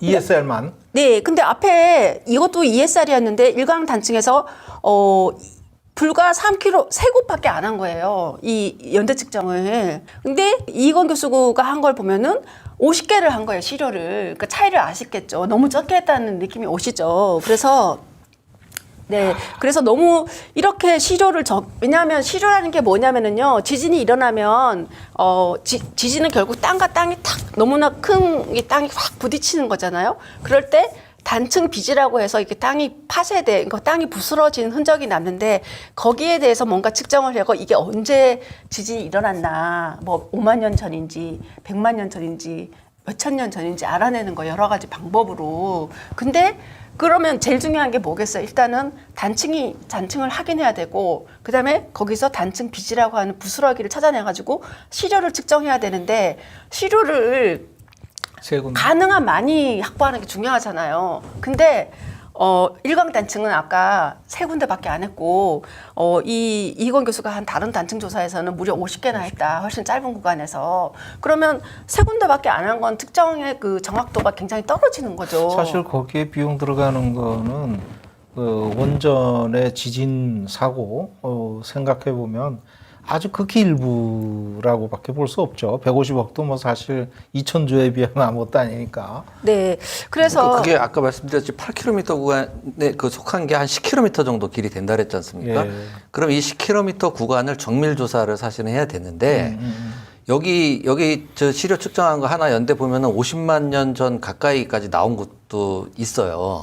그렇기 때문에 이 10km 구간에서 시료를 엄청 많이 채취를 해가지고 해보면 그 나올 수도 있는 거죠. 그 소위 활동성 단층 해당 연대 50만 년 이내에 2회 이상 그 단층 활동이 있었던 증거가 나올 수도 있는데 이제 그런 게 나오게 되면은 이쪽으로 뭐 폭을 몇백 미터씩 양쪽으로 해가지고 그거를 전부 단층 조사를 해야 되니까 돈이 많이 들어갈 뿐만 아니라 그 가급적이면 이런 경우에는 거기서 너무 가깝기 때문에 이게 지표 단층 운동이라고 해서 원전 부지에 그 지표면에 그런 그 손상이 가는 그 단층 운동이 일어날 수 있거든요.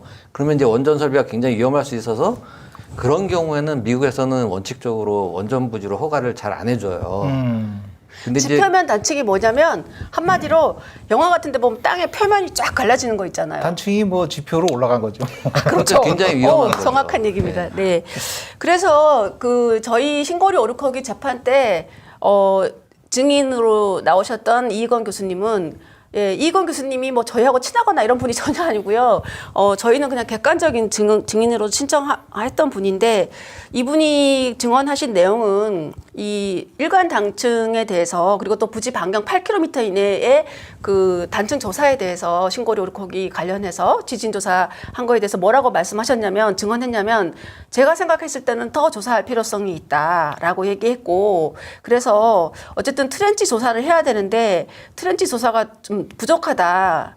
그 최소한 10개 정도는 더 해야 된다. 지금 트렌치 조사를 아까 2개밖에 안 한다고 했거든요. 제가. 그러니까 5군데 했는데 3군데는 쓸모가 없었고 2군데에서만 시료를 채취했다 이제 그런 얘기인데 이건 교수는 그렇죠. 그거에 5배 이상은 해야 된다. 최소한. 실질적으로 시료 채취를 더 해봐야 된다. 실효성을 가지기 위해서. 근데 이 얘기를 그렇죠. 거꾸로 하면은요. 2개는 사실 샘플로 취급도 안 됩니다.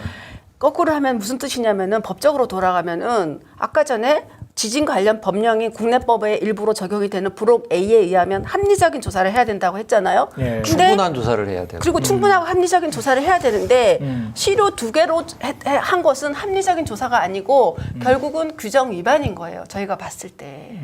네?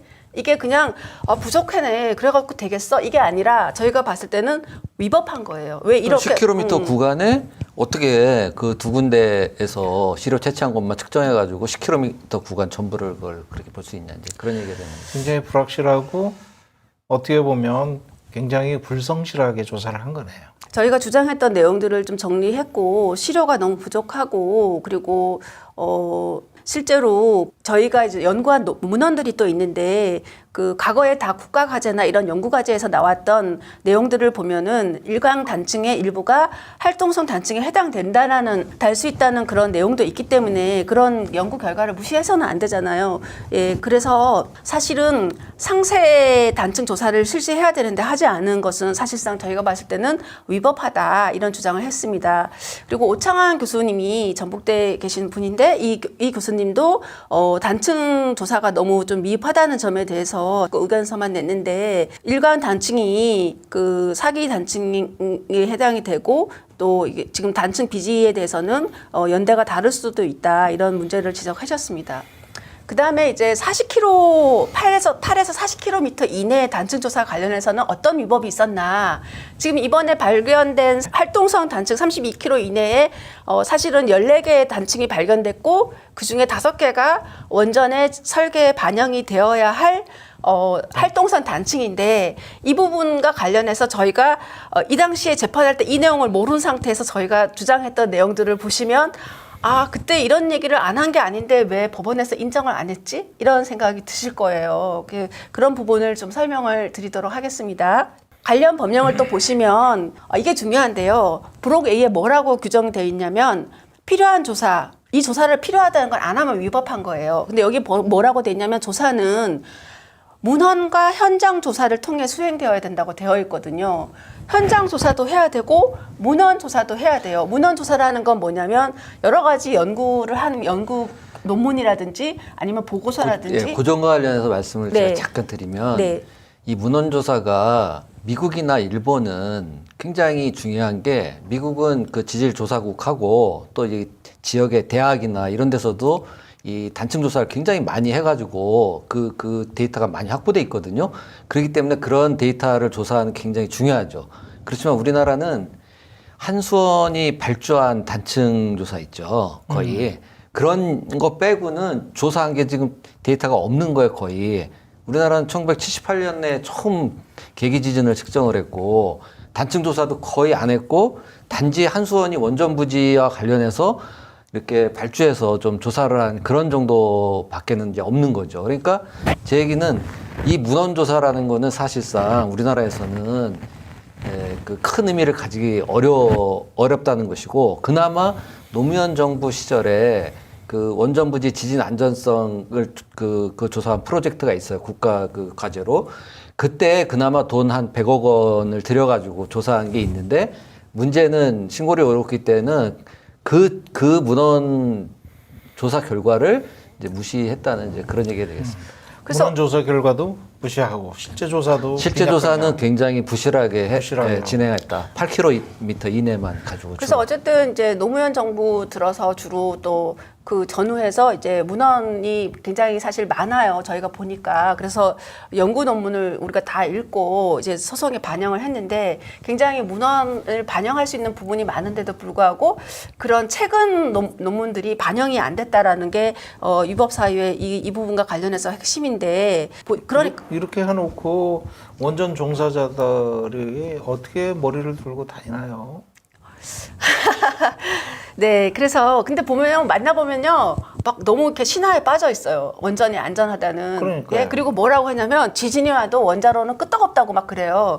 근데 원자로는 끄떡없을지 몰라도 경락 건물에 연결된 수많은 배관과 전기 케이블 같은 것도 있고 그 다 끊어지거나 문제가 될 수 있잖아요. 근데 그런 위험은 얘기를 안 하더라고요. 몰라서 그런지 그래서 안 하는 이런 건지. 것들이 실제로 하나하나 이렇게 꼼꼼하게 이렇게 다지고 넘어가면 신고리 오르고기 건설 들어가는 거에 대해서 시민사회가 반감을 가져도 그렇게 그렇게 큰 저 두려움이나 이런 것들을 가지지 않으면서라도 반감을 가질 텐데 지금은 이거는 어떻게 보면 좀 절실한 게 시민 사회들을 만들고 있어요. 원자력계가.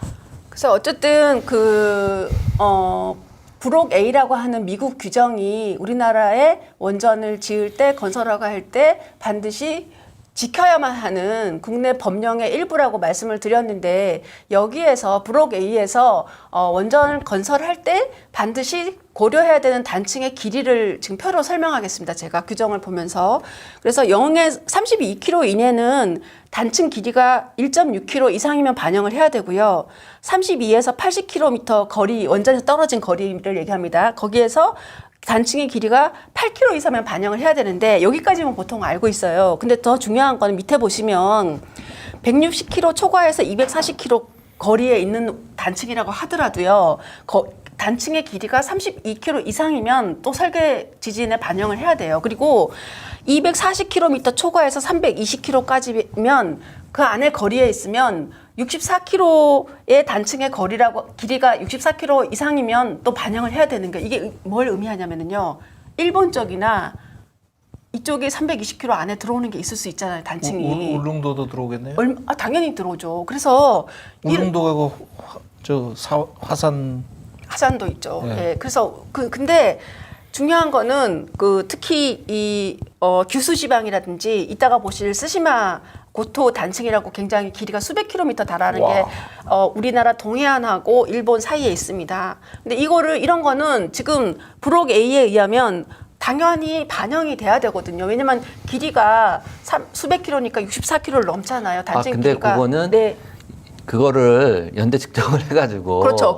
그런 부분은 그다음에 있죠. 단층 길이까지도 확인이 돼야 하기 때문에 단층 길이가 수백 킬로 넘는다고 지금. 아니 그거는 지금 조사를 안 한 상태이기 때문에 그렇죠. 우리나라는 조사를 안 했지만 일본은 했죠. 그러니까 네. 스시마 고토 단층이라는 것도 그거를 일본도 조사하는 건 안 했을 거예요. 왜냐하면 일본이 해양 쪽에 정밀 조사를 해서 연대 측정을 해가지고 단층이 한번 움직인 길이까지도 특정하는 그런 조사는 한 30km까지 하거든요. 그러니까 그런 걸 감안하면 거기는 이제 어떤 잠재적인 위험이긴 해도 지금 내진 설계에 고려해야 되는 단층이라고 보기는 좀 어려워요. 아니요, 이 규정 자체가요. 고리 활동성- 원전 있죠? 고리 원전. 그러니까 연대 측정이 안 됐다는 얘기를 지금 하고 있는 그 거예요. 말은 맞지만 그래서 이 단층이 형성된 게 그러니까 아니 제 말씀은 무슨 얘기를 드리고 네. 있느냐면은 이 규정을 지금 다시 보실게요. 지금 우리가 얘기해서 혼란이 있을 수 있는데 활동성 단층 여부를 조사해야 된다는 거예요. 이런 길이에 있을 그렇죠. 때. 저도 100번 네. 공감하는데요. 네. 뭐냐면 고리에서 불과 한 10km 정도밖에 안 떨어졌어요. 그 달맞이 고개라고 있잖아요. 해운대. 네. 거기 올라가면 스시마 섬이 보여요. 그런데 스시마 단층이 지나간다 그랬잖아요, 지금. 네. 설계에 고려해야 되는 지진을 정할 때 이런 길이에 그러니까 원전에서 얼마나 떨어져 있고 그리고 또 그 단층 자체가 일정한 길이 이상일 때는 활동성 단층 여부를 조사해야 된다는 거예요. 그러면 규정상으로는 스시마 고토 단층도 사실은 활동성 단층 여부를 조사해야 되는 단층에 속하죠. 제가 활동성 단층이라고 단정하지는 않았잖아요. 그러니까 규정에 의하면 스시마 고토 단층도 활동성 단층 여부를 조사해야 되는 걸로 저는 보이는데 이거를 지키지 않았다. 그런데 그 부분은 일본도 한 30km까지만 그런 정밀 조사를 좀 하거든요. 해양 변호사님이 단층에 대해서. 거기는 갑자기- 원전에서 먼 지역이고 우리는 그게 바로 고리로. 그럼요. 울산 앞바다 연결돼 있습니다. 근데 우리나라는 이제 30km가 아니라 지금 해양 쪽으로는 울산 단층 연장선 고기가 한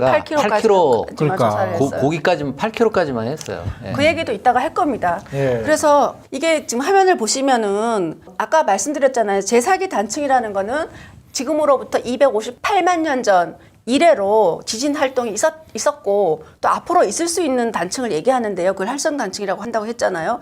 근데 우리나라 한반도 동남부에 이렇게 사기 단층, 즉 활성 단층이 이렇게 학자들 사이에는 61개, 61개까지도 파악이 되고 있습니다.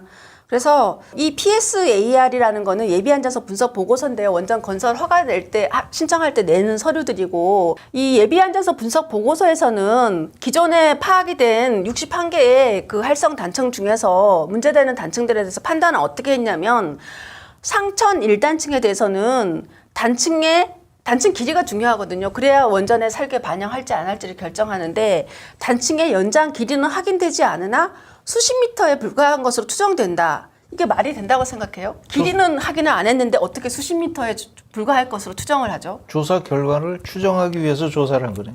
근데 이런 식으로 이렇게 보고서에 돼 있는 거예요. 그래가지고 웅상 단층도 단층의 연장 길이는 확인이 되지 않으나 수십 미터에 불과할 것으로 추정이 된다. 이런 식으로 말을 하면서 기존에 연구가 된 활동성 단층으로 의심되는 단층들을 활동성 단층이 아니라고 판단한 것이 예비 앉아서 분석 보고서에 보입니다. 저희가 봤을 때는. 그래서 그러면 앞에서 말씀드렸던 예비 앉아서 분석 보고서에서는 활동성 단층이 아니라고 사실상 판단한 이 상천 1단층이나 원원사 단층이나 웅상 단층에 대해서 이진환 교수는 뭐라고 했냐면 이진환 교수는 상천 1단층은 그리고 또 웅산 단층은 활동성 단층에 해당된다고 했어요, 이분은. 이거를 근데 한수원이나 원안에는 받아들이지를 않은 거죠. 그러니까 그리고 밑에 보시면 그 조사를 왜 맡겨요, 그럼? 조사를 왜 맡기냐고요? 예.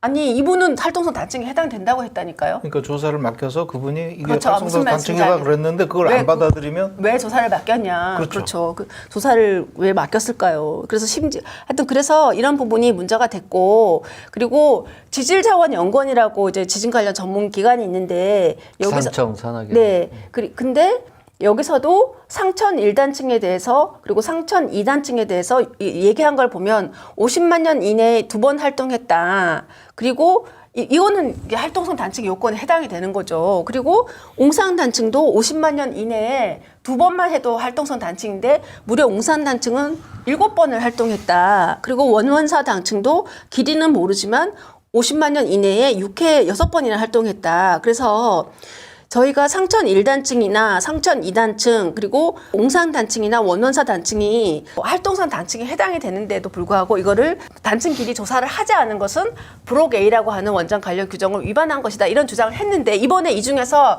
활동성 단층으로 확인이 된 거예요. 그렇죠. 요 상천 단층이 그 여기 지금 상천리 지점이라고 해서 아까 그 삼남 단층인가 거기가 그 같이 그 겹치는 지역이에요. 아. 예.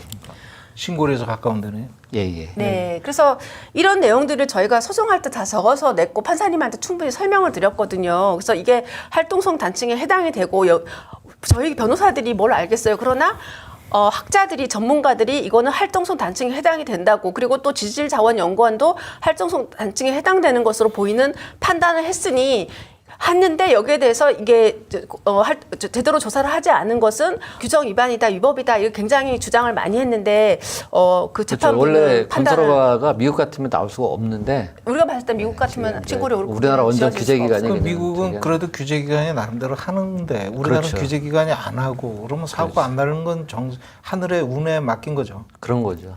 그리고 더 나아가서 이제 양산 단층이라고 있습니다. 그래서 양산 단층이 굉장히 긴 단층인데요. 거의 200km 가까이 되는 대규모 단층대인데 부산 김해 쪽에서 영덕까지 이르는 단층대입니다. 근데 여기서 이 단층대에 속한 일부 단층, 다시 이제 말씀드리지만 웅산 단층이나 평해 단층이나 교동 단층이나 산청 단층이 활동성 단층, 그러니까 지진의 원전에 반영이 돼야 되는 활동성 단층에 해당된다라는 판단이 있고 이 프로젝트라고 하는 게 이제 그 아까 이제 변호사님도 얘기하셨던 국가에서 영역을 해가지고 노무현 정부 시절에 했던 100억 이상 들인 그 프로젝트. 저 때는 ESR 연대 측정을 해가지고 그 단층의 길이까지는 몰라도 그 연대 측정한 그 지점에서 그 50만 년 내에 이외를 초과해서 단층 활동이 있었던 그 증거를 그 당시에 확인을 했던 것이죠.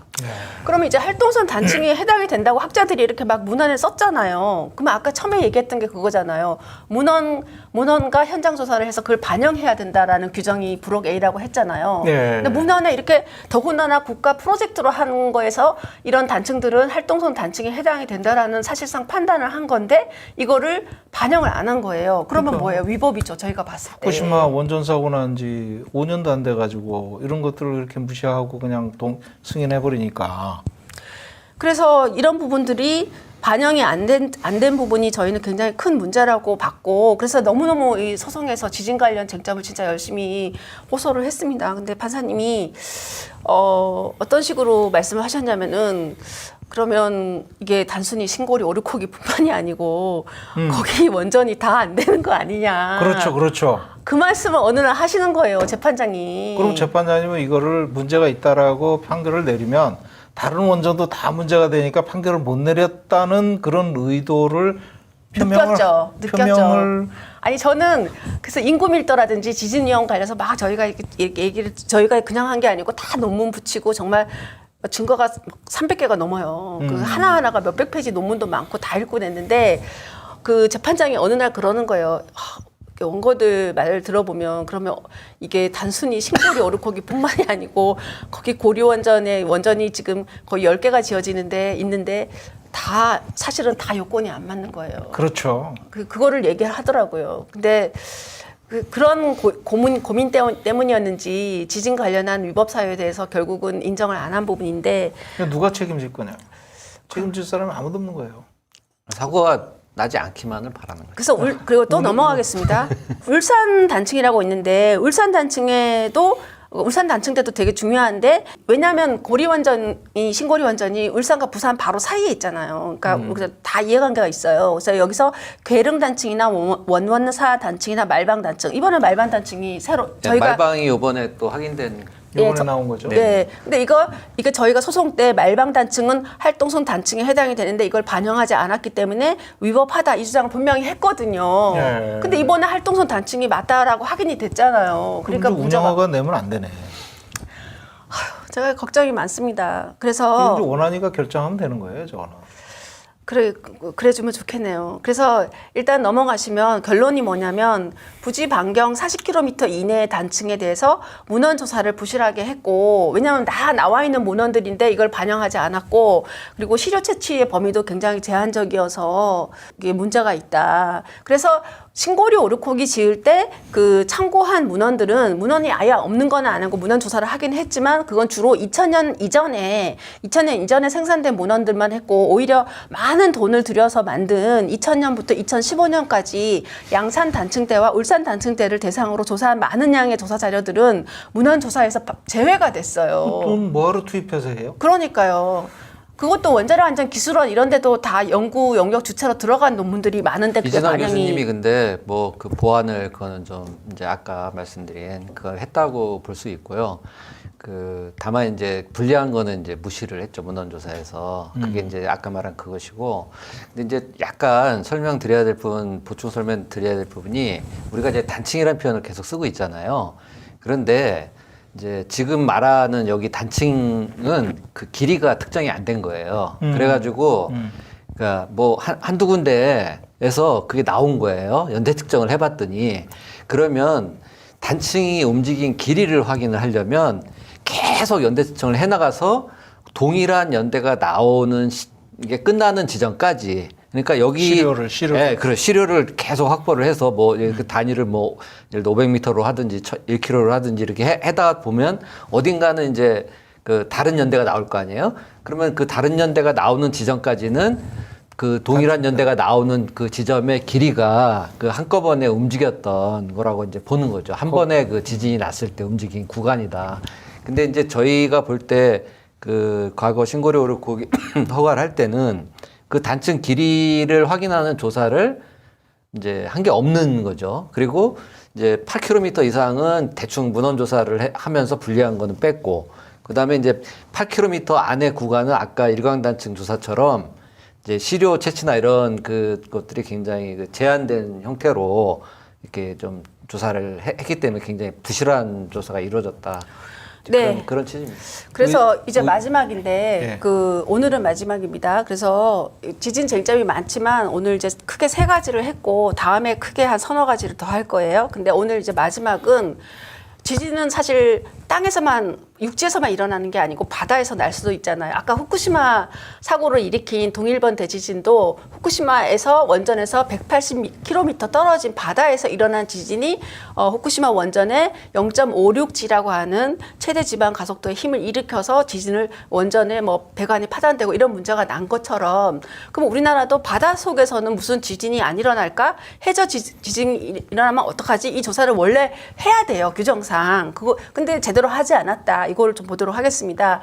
먼저 규정을 좀 보시면 부록 A에서는 뭐라고 돼 있냐면 해양 활동성 단층에 대해서도 그 조사를 해야 된다라는 그런 근거 규정이 있고요.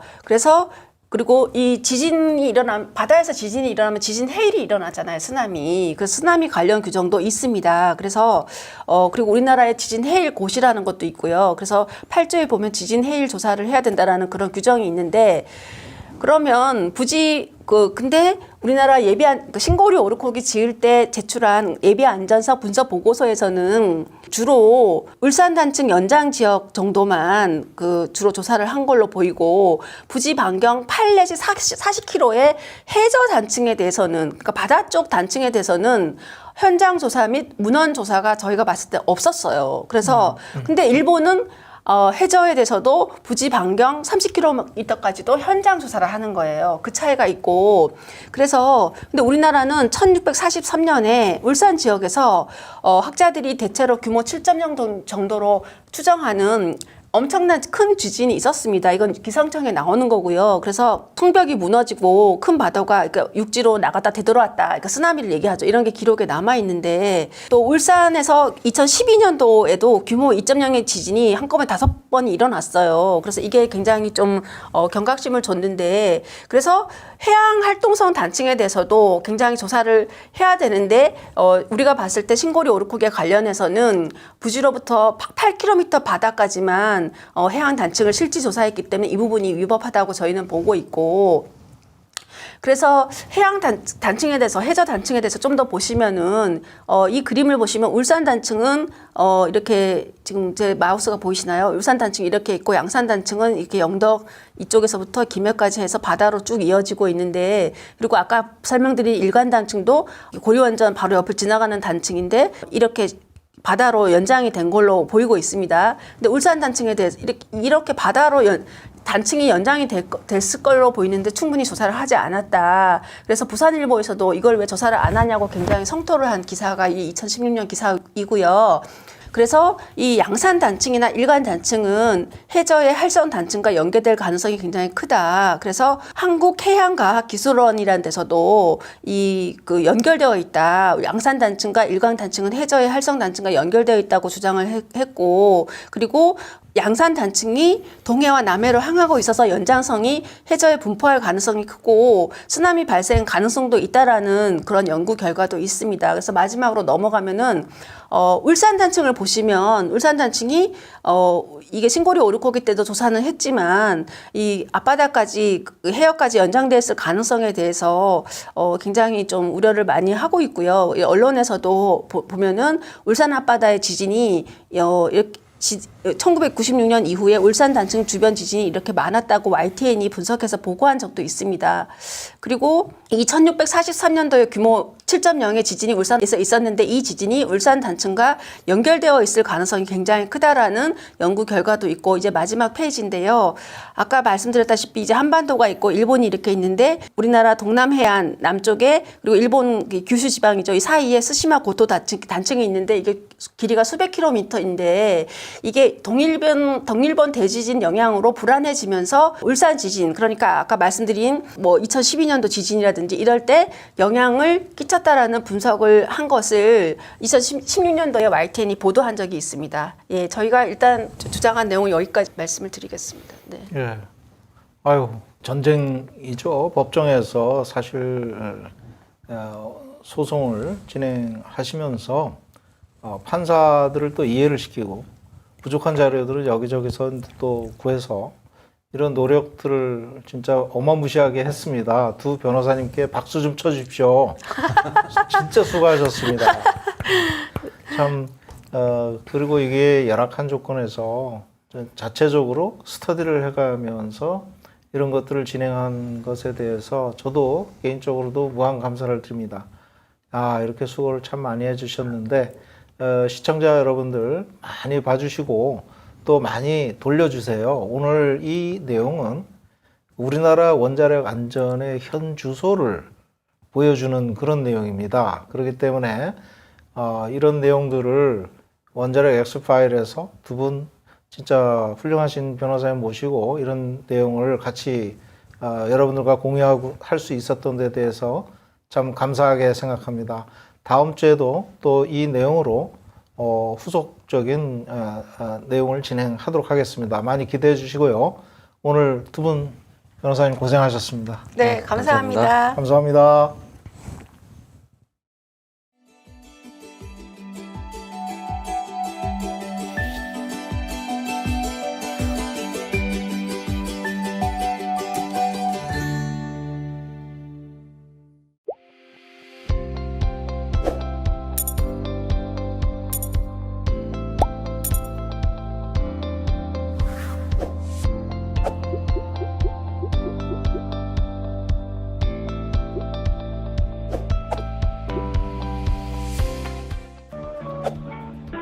안녕하세요. 시민언론 더 참사입니다. 정기 결제는 1번, 일시 결제는 2번을 눌러주세요. 신용카드는 1번, 휴대폰 결제는 2번을 눌러주세요.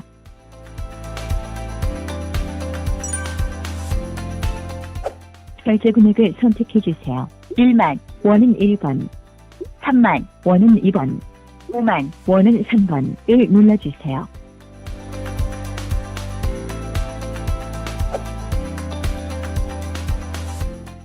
신용카드 번호를 누르신 후 우물 정자를 눌러주세요. 잘못 누르신 경우 별표를 눌러주세요. 카드 유효기간 4자리를 카드에 표기된 대로 월, 년, 주소로 눌러주세요. 잘못 누르신 경우 별표를 눌러주세요. 신용카드 가입자 생년월일 6자리를 눌러주세요. 잘못 누르신 경우 별표를 눌러주세요. 정상적으로 결제되었습니다. 참여 감사드립니다.